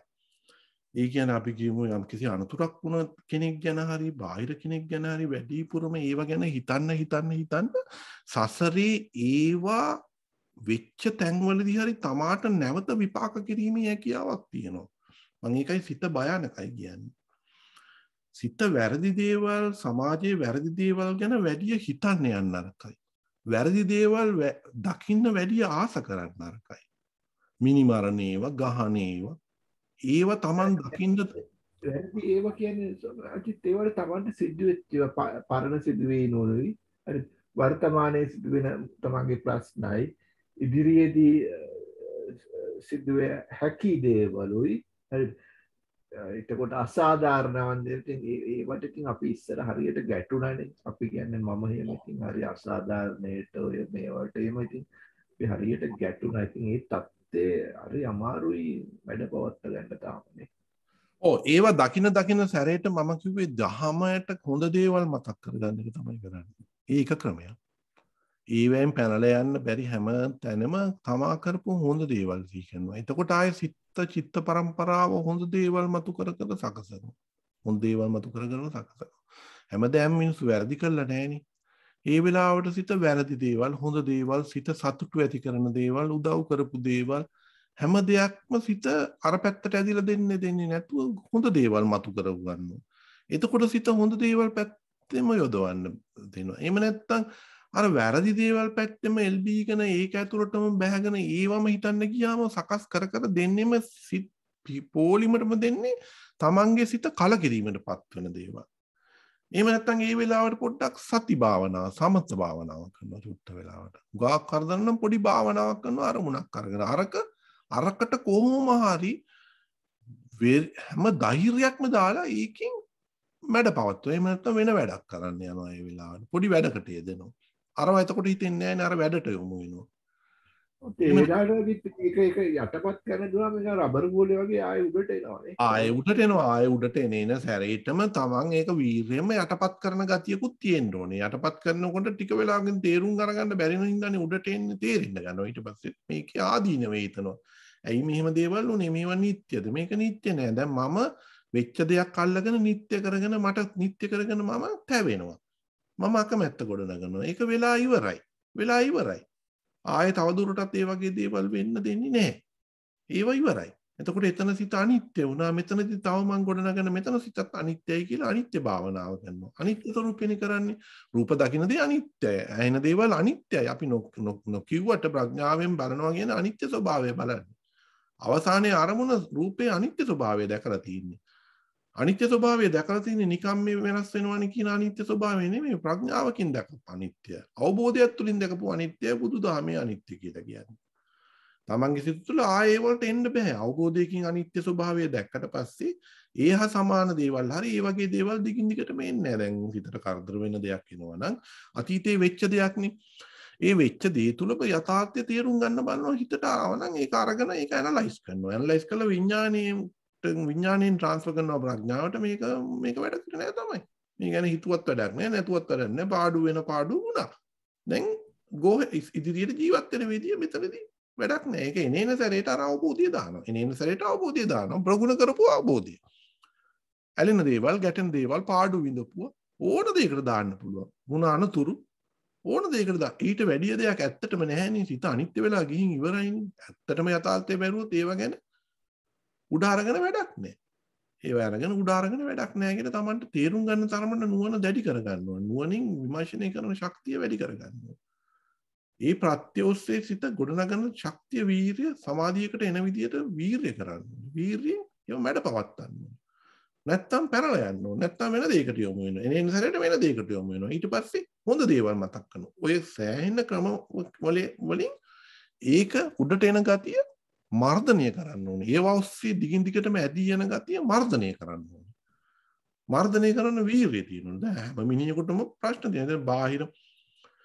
බාහිර මිනිස්සු ගැනත් හිතන්න පුළුවන්. මේ වගේ වේදනාවක් අනි මිනිස්සුන්ට තියෙනවා. අනි මිනිස්සුන්ට වෙන දේවල්. මටත් මේක පොදුයි. මේක පොදු දෙයක්. මේ මිනිස්සුන් මීට වැඩිය දුක් විඳිනවා. එහෙමත් හිතන්න පුළුවන්. මට ඇතිවෙච්ච වෙච්ච මොකද? මේ මිනිස්සුන්ට කන්නත් නැහැ, බොන්නත් නැහැ. ඉන්නත් නැති මිනිස්සු ඉන්නවා. අන්න බාහිර හිතනවා. බාහිර මිනිස්සුන්ගේ වේදනාව හිතනවා. මේ මිනිස්සුන්ටත් වේදනාවක් තියෙනවා, මටත් වේදනාවක් තියෙනවා. ඒ මිනිස්සුත් කැමති සතුටින් ඉන්න. දැන් මට අසතුට ආවනේ මේ මිනිස්සුන්ට අසතුටක් ඉන්නේ නැද්ද? එනවා. මේ මිනිස්සු ලස්සන වගේ හිටියට මේ මිනිස්සුන්ට වෙන ප්‍රශ්න තියෙනවා. අන්න එහෙම හිතනවා. එහෙම හිතනකොටත් මේක එන ගතිය අඩු වෙනවා. මේකෙන් කරන හානිය තුනී කරගන්න පුළුවන්. එන්න තුනී වෙනකොට මේක සාමාන්‍ය දෙයක් වෙනවා. හැමදාම දකින්න එන අරමුණ කුකුලයි කරමල දත්තාවනේ උඹ අදත්තාවනේ මගේ හිත උට්ට මේ කම්ම නිකන් යාර වෙලා යනවා. ඒ තුලින් දහම තුලින්මයි මේක ගලපගන්නේ. බාහිර බලනවා, තමනුත් බලනවා. ඇත්තටම ඩීප් හිතලා බැලුවොත් රිකවර් වෙන්න බැරි දේවල් රිකවර් වෙන්න පුළුවන් නම් ඒවෙන් පාඩු වලින් මේ මොහොතේ මේකත් කරන්න ඕනේ. මේ මොහොතේ නුවණ පාවිච්චි කරනවා ඉදිරියේදී කොහොමද මේක තමාට වාසිදායක වෙන විදියට කරගන්නේ. අරක ගියා. අරකින් පාඩමක් ඉගෙන ගන්නවා. ඒකෙන් ඒක වාසි තමහර වෙන පාඩු තමන්ගේ වාසියට හරව ගන්න පුළුවන් වර්තමානයේ. නුවණින් හරියට කරොත් තමාට මොන පාඩු වෙන තැන බැලුවොත් ඒ පාඩු වීම තමාට වාසියක් වර්තමානයේ සමහර දේවල්. ඊට වැඩිය මේ බිස්නස් එකෙන් හරි මොකෙන් හරි ගොඩක් යට ලාභ ලබන්න පුළුවන්. මේ පැත්තට නුවණ පාවිච්චි කරන්න පුළුවන්. ලෞකික ජීවිතේට මේ ප්‍රඥාව පාවිච්චි කරන ඒ පාඩුවෙන් කොහොමද හොඳ දෙයක් කරගන්නේ? ඒ පාඩුව ඔස්සේ දුක් විඳ විඳ ඉන්නවට වැඩිය නුවණින් බලනවා මේ පාඩුව ඔස්සේ මට පුළුවන් වාසියක් ගන්න මේ විදියට කිව්වොත්. හැබැයි මම කිව්වාගේ නුවණින් යනවා මිසක් තණ්හාවෙන් යන තැන පරදිනවා. තණ්හාවෙන් වැඩි අල්ලගෙන යන තැන තමයි පරදිනවා. මොකක් වෙන නුවණින් ගියොත් අවබෝධයෙන් යන්නේ. ව්‍යාපාර කරත් වැඩ කරන තැන්වලත් හැම තැනම නුවණින් ඉන්නවා. ඒ නුවණ ලෝකෝත්තර පැත්තටත් යොදනවා ලෞකික පැත්තටත් යොදනවා. දිනනවාද දිනනවා. පරදිනවාද පරදිනවා. ඇයි? දිනන ස්වභාවයට ඒ වැඩේ කරනකොට දිනන පරිදි ස්වභාවයේ තියෙන බව දන්නවා උත්සාහ වීර්යය කරනවා. ඒ ටික තේරෙනවද? ඔව් තේරෙනවා. තේරෙනවා කියෝක ප්‍රැක්ටිකලි ඇප්ලයි කරන එක තමයි වැඩේ. ප්‍රැක්ටිකලි ඇප්ලයි කරන එක ඒක තමයි සෑම විටම මම නම් කියන්නේ සිත සතුටු වෙන දේවල් ටික උඩට අර ඇහැ කන දිව නාසය ශරීරයේ මනසට තමන්ගේ ඇක්ටිවේට් කරගන්න සතුටු වෙන ටික ඉස්සල්ලා. මේ බනහලා ඒකයි මිනිස්සු කරන්නේ නැත්තේ ඕකයි. මිනිස්සු කරන්නේ හැමතිස්සෙම පරාජිත විදියට තමයි ලෝකෙ දිහා බලන්නේ. හැම කෙනාටම ප්‍රශ්න තියෙනවනේ. ප්‍රශ්න නැති කෙනෙක් කියනවා සල්ලි ප්‍රශ්න, බඩු ගණන්, හාල් ගණන්, පෙට්‍රල් ගණන්. ඒක ස්වභාවීය දෙයක්. ඔකට බැන තමාගේ සිත් තුළ වෛර හිතුවිලි තියාගන්නවට වැඩිය යථාර්ථය බලනවා. යථාර්ථය තුළ හැමතිස්සෙම තමා සතුටු වෙන දේවල් ටික උඩින් තියාගන්න බලනවා. හැමතිස්සෙම ලෝකයේ දයා සතුටු මිනිස්සු දිහා සතුටින් බලන්න පුරුදු වෙනවා. හැමතිස්සෙම මිනිස්සු දිහා සතුටින් බලනවා. හැම කරුණක් දිහාම සතුටින් අවබෝධයෙන් බලනවා. සතුටින් අවබෝධයෙන් එන අරමුණු අවබෝධයෙන් සතුටින් බලනවා. එතකොට අර ඇක්ටිවේට් කරන්නේ මේ දොරවල් 6 ළඟම තියාගන්න බලන්නේ හොඳ දේවල්. බුදුදහම බුද්ධ දේශනාව තුළ තියෙන දේවල්. මිනිසුන්ට ඕක දන්නේ. මිනිසුන් හරි මෝඩයි. ඒකයි මෝඩයි කියන්නේ. හැමතිස්සෙම තමන්ගේ හොඳ ගතිගුණ හොඳ ගතිගුණ නැත්තම් ඒව තව ප්‍රගුණ කරලා මේ ඇක්ටිවේට් කරගෙන තියාගන්නවා. සිත තුළ එහෙන් පේන දේවල් සුභවාදීව බලනවා. හැමතිස්සෙම සුභවාදීව බලන්න පුරුදු වෙනවා. මෝඩකමින් බලනවා නෙවෙයි සුභවාදීව නුවණින් බලන්න පුරුදු වෙනවා. ඒකයි දියුණු වෙන්න ඕනේ. සුභවාදීව බලනවා. මිනිස්සු දිහා සුභවාදීව බලනවා. තමන්ගේ පැත්ත ඒකයි සීලය කියන්නේ. ඕකාර බලන දේවල් කොන්ක්‍රීට් එක වගේ මේ විදිහට සුභවාදීව බලන ගතිය පුරුදු කරාන් පස්සේ එයා හැමතිස්සෙම මැරෙනකොට සුභවාදී යාගේ විතර. නැත්තම් මේ සිල් අරගෙන නෙමෙයි සුභවාදී වෙන්නේ. සිල් අරගෙන කරන්නේ මේ සුභවාදී ගතිය පංචේන්ද්‍රිය සුභවාදී කරගන්න ගතිය ඇක්ටිවේට් කරනවා. ගෙදර යනකොට ඒක පර්මනන්ට් කරගන්න යන්න බලන්න ඕනේ. ලෝකෙ දිහාත් ඒක බලන්න ඕනේ. සිල් පැය 24යි පැය 36ක් නෙමෙයි දවස් සතියක් සිල් ගත්තත් මේක ඇක්ටිවේට් කරගන්න ඕනේ. තමන්ගේ බුදුදහමෙන් බුද්ධ දේශනාවත් තුළින් කරගත්ත පංචේන්ද්‍රියට බුදුරජාණන් වහන්සේ දේශනා කර අනේ ඇහැ අනිත්‍යයිනි, චක්කු විඤ්ඤාණය අනිත්‍යයිනි, රූපය අනිත්‍යයිනි, චක්කු සම්පස්සේ අනිත්‍යයිනි.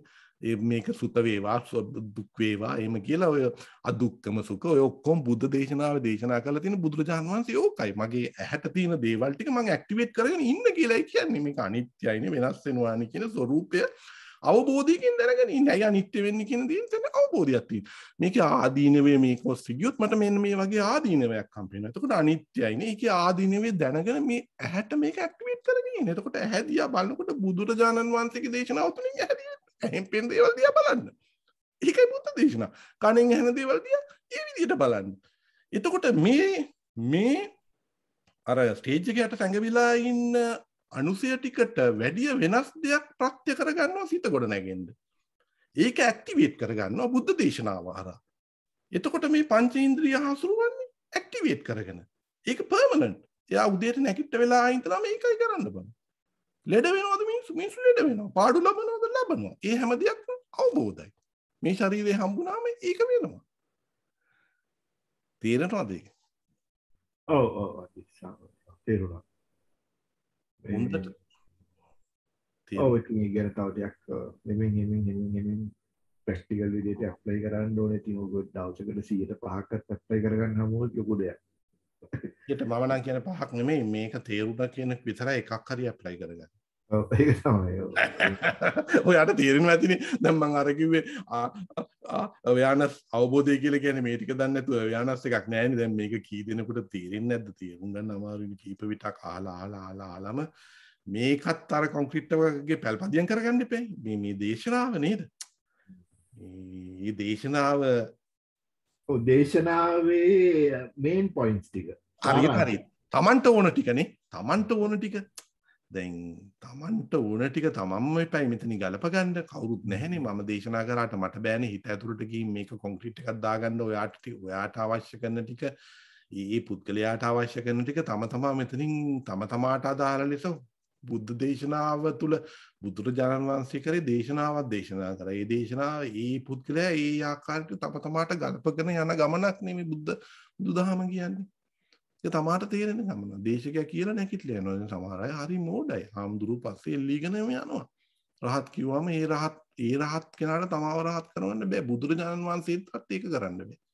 බුදුරජාණන් වහන්සේටත් කර හැකි එකම දේ දේශනා කරනවා. දේශනා කරනදී තමාට ගලපගෙන මම කිව්වා වගේ හොඳ දේවල් උඩට දාගෙන අර පංචේන්ද්‍රිය සහ මනස සංවර කරගන්නවා. ඒවා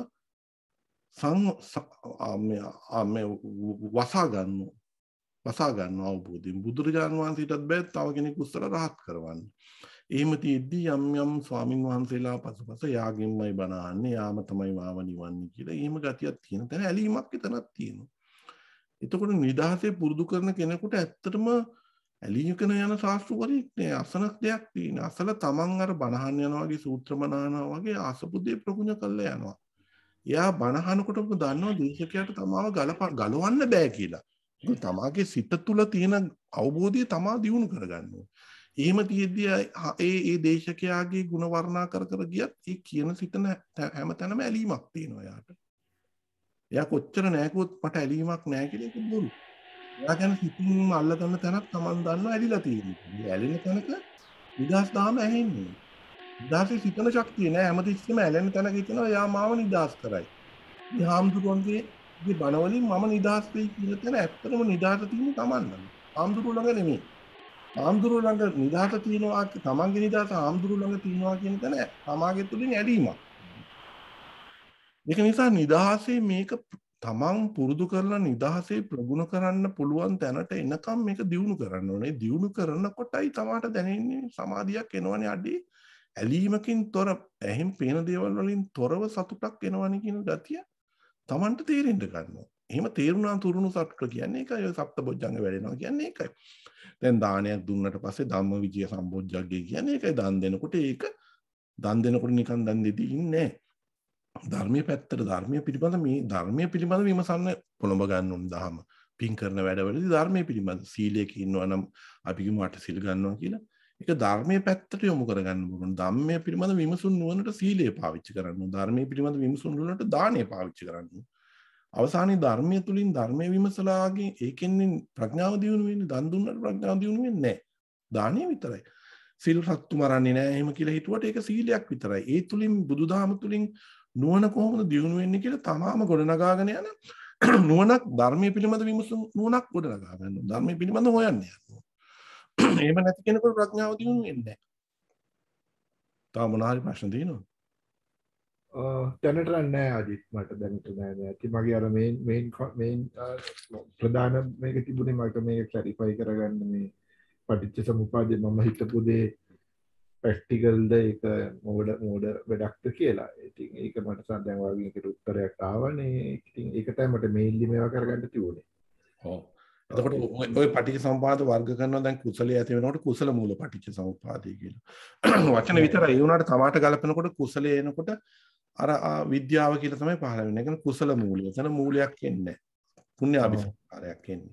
එතකොට සංඛාර විඥාන නාම රූප සලආයතන පස්ස කියලා එතන පස්ස වේදනා පස්සය ඊට පස්සේ වේදනාව කියනකොට ඒක සතුට ඇති වෙන වේදනාවක් කියන්නේ. එතන වේදනා පච්ච තණ්හා කියලා දෙන්නේ නැහැ. තණ්හා කියන තැනට වෙදින සතුට ප්‍රසාද කියලා. වේදනා පච්ච ප්‍රසාද. ප්‍රසාද පච්ච අදිමෝක්ෂ. අදිමෝක්ෂ කියලා කියන්නේ ඒක ප්‍රසාදයක් බව Taman දැනෙනවා. Tamanට දැනෙන ගතිය. එතකොට ඒකට කියන කුසල මූල පටිච්ච සමුප්පාදය. එතකොට ඒ කියන්නේ වේදනා පච්ච ප්‍රසාද ප්‍රසාද කියලා. වේදනා පච්ච තණ්හා කියලා දෙන්නේ නැහැ. එතන ප්‍රසාද. ප්‍රසාද පච්ච අදිමෝක්ෂ. අදිමෝක්ෂ කියන්නේ මට දැනුණා. මට ප්‍රසාදයක් බව දැනෙනවා කියන. දැනුණා කියන ගතිය. අතන තණ්හා වුණ පැත්තේ දැඩිව උපාදාන වෙනවා. දැඩිව අල්ලනවා. ඒකට කියන අකුසල මූල පටිච්ච සමුප්පාද. කුසල මූලේ ප්‍රසාද පච්ච අදිමෝක්ෂ. අදිමෝක්ෂ කියන්නේ මට හොඳට කුසලයක් බව දැනුණා. මේක ප්‍රසාදයක් මගේ සිතේ සතුටක් ඇති වුණා. කරපු කුසලේ නිසා. එතකොට ඒ අදිමෝක්ෂය තමයි භව වෙන්නේ. භව කියලා හැමතිස්සම කියන්නේ මේ භවය දැන් හම්බ වෙලා තියෙන මනුස්ස භවය ඇතුලේ සිතන කියන කරන දේවල් අපි කරන සෑම දෙයක්ම ඔය පටිච්චසමුප්පාදය තුලේ මේ භවය ඇතුළට වැටෙනවා. ඒකට අපි කියන උපප්‍රාප්ති භවය නේ ප්‍රවෘත්ති කර්ම උපප්‍රාප්ති ඉපදිච්ච භවයේ කරන දේවල් තමයි ඔය පටිච්චසමුප්පාදය කියන්නේ. ඊට පස්සේ ඒක දැඩිව අල්ලගෙන ගියොත් ඒක කර්ම භවයට වැටෙනවා. කර්මයක් ලෙස.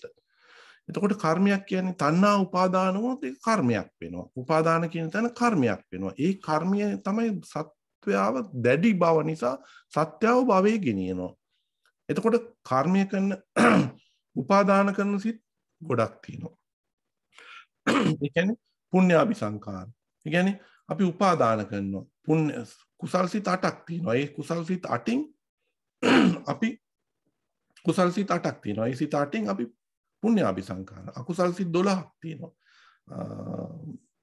ඒ අකුසල් සිත් වලින් අපි අපුණ්‍යාභි සංඛාර කරනවා.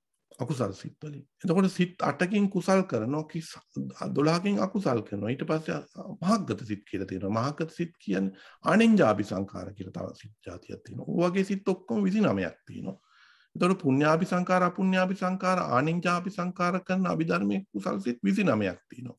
ඕවා ඉතින් හිමින් ඒ සිතට ඇති වෙන පටිච්ච සමුප්පාදය දැනගන්න ඕනේ. එතකොට මේ විදිහට පාඩම් කරනවා නෙමෙයි. නමුත් විවාහයේදී කොහොමද කුසල සිතකදී මගේ පටිච්ච සමුප්පාදේ? කොහොමද අකුසල සිතකදී පටිච්ච සමුප්පාදේ? එතකොට මං කුසලයක් කර දැන් ඔය විපාක කියලා හැට පෙන්නේ අතීතයේ කරපු කුසල් නිසා. අතීතයේ කරපු කුසල් පුණ්‍යාභි සංකාර නිසා තමයි ඔය කුසලයක් කරන්න එන්නේ. දැන් අර අක්ක කෙනෙක් ඇවිල්ලා බණ අහන්න මේ අන ගහන්නේ අතීතයේ තමන් කරපු කුසලයක විපාකයකට ආවේ. ඒ විපාකය තමන් කුසල් කරලා නිසා විපාකයක් හැටියට ඒක ගන්න පුරුදු වෙනවා ටක් කාලා. තමන්ට ඒක අර කර්මය ප්‍රත්‍ය කළා දෙනවා ඒ වෙලෙදී හොඳ පැත්තට. කර්මයේ දෙපැත්ත කැපෙනවා. හොඳ පැත්තට අක්කා කියන දේ හොඳට ඇහෙනවා තමන්ට. තමන් කුසල අතීතයේ කුසල් කරපු නිසා ඒ විපාක වෙනදන ලැබෙන අවස්ථාවේදී ගොඩනගන්න යන සිත තුළ කර්මයේ කුසල පැත්තෙන් ප්‍රත්‍ය කළා දෙනවා. එතකොට අක්කගේ කියන කතාව හොඳට ඇහෙනවා. අක්ක මං එන්නම් යන්න. අනිත් එකාට එහෙම ඇහෙන්නේ නැහැ. මොකද එයා ඒක ප්‍රගුණ කළා නේ. එතකොට අතීතයේ කරපු කුසල අකුසල වලට දැන් අපි විපාක විඳවනවා. එතකොට ওই සිත් ගැනත් යම් විදිහට පටිච්චසමුප්පාදයේ යෙදෙන විදිය වැදගත්ම කුසලයේ පැත්තෙන් යෙදෙන විදිය. මම ඔය කියු විදියට. එතකොට අර තණ්හා කියන තැනට ප්‍රසාදය කියන්නේ සතුටක් ඇති වෙනවා. තමන්ගේ සිතට ප්‍රසාදයක් ඇති වෙනවා. ඒ ප්‍රසාදය ඇති වෙන තැන ගිහින් ප්‍රඥාවෙන් බැලුවොත් ප්‍රඥාවක් එනවා. ඒ ප්‍රඥාව ප්‍රසාදය ගැන ඒ ප්‍රසාදය දැනෙන තැනදී ප්‍රඥාවක් කියන දෙයක් ඇවිල්ලා තියෙනවා. ඒ ප්‍රඥාව ආවොත් තමයි අපි කියන්නේ ඒක විදර්ශනා වඩපු කුසලයක් කියලා. එතකොට තමයි කියන්නේ ඥාන සංප්‍රයුක්ත සෝමනස්ස සාගත ඥාන සංප්‍රයුක්ත. සෝමනස්ස කියන්නේ අර ප්‍රසාදය ඇති වෙන තැන සතුටක් ඇති වුණා. ඥාන සංප්‍රයුක්ත කියන්නේ ප්‍රඥාවකුත් ආවා එතනට. එතකොට තමන් අර අක්කා කිව්ව දේ වගේ කුසලයේ ඇති වෙන විදිහට සිතේ කුසල් සිතක් ගොඩනගනවා. හැබැයි ඒකේ ප්‍රඥාවෙන් අනිත්‍ය ස්වභාවය තමන්ට තේරෙනවා. ඒ සිතේ වෙනස් වීම සිත වෙනස් වෙනවා සිත తాවකාලිකයි කියන ස්වභාවය තේරෙනවා. ඒ තේරෙන එක ප්‍රඥාව කියලා අපි කියනවා. එතකොට ඒ සිත තුළ ඇතුළු ඥාන සංප්‍රයුක්තයි කියනවා. ඒ සිත ප්‍රඥාවයි ඒකේ ආදීනමයි ඒ සිතේ හොඳට තේරෙනවා. ඒ සිත කොයි වගේද අවබෝධයකනේ කියලා මේ විදිහට දාමාලා ඒක තේරුම් අරගෙනයි ඒ අක්කගේ වචනේ තමන්ගේ සිතට ගන්න කුසලයේ. එතකොට කියන එක ඥාන සංප්‍රයුක්තයි. ඥානය පවතිනවා කියන්නේ සංප්‍රයුක්තයි. කියන්නේ ඥානය උඩට එනවා ඉස්සෙල්ලා. ඥාන සංප්‍රයුක්තයි කියන්නේ සිතට ඉස්සෙල්ලා ඥානය උඩට ඇවිල්ලා. ඥානය සංප්‍රයුක්ත වෙලා. මම අපි අර ඉස්සෙල්ලා බණ පයිතකරස් ප්‍රමේය වගේ. කර්ණය කොට නැගිලා ඥානය සංප්‍රයුක්ත වෙනකොට සිත ඇවිල්ලා ඉස්සෙල්ලා ඥානය සංප්‍රයුක්ත වෙලා. සිත ආවට පස්සේ ඥානය සංප්‍රයුක්ත වෙන්නේ. તો ඥානය සංප්‍රයුක්ත වෙලා ඉස්සෙල්ලා තියෙන. ඥානය සංප්‍රයුක්ත වෙනවා නම් සිත කොට නැගිලා. ලෝකේ දිහා ඥාන සංප්‍රයුක්ත සිත් වලින් බලන්නේ ඥානය සංප්‍රයුක්ත වෙනා ඉස්සල්ලා තියෙන්නේ. ඥානය සම්ප්‍රයුක්ත වෙලා සිත ගොඩ නැගිලා ඉවරයි. ප්‍රශ්න තියෙනවද? ඔව් දැනට නෑ අදිත්. තම දැන් ඇටි අපි දැන් පැය දෙකක් විතර කතා කරලා එහෙනම් අපි නවත්තමු. සෑම දිනාටම තෙරුවන් සරණයි. මම හිතන්නේ සත්‍ය අවබෝධ වෙලා අපි ගොඩක් වෙලා කතා කරා. තෙරුවන් සරණයි. තෙරුවන් සරණයි.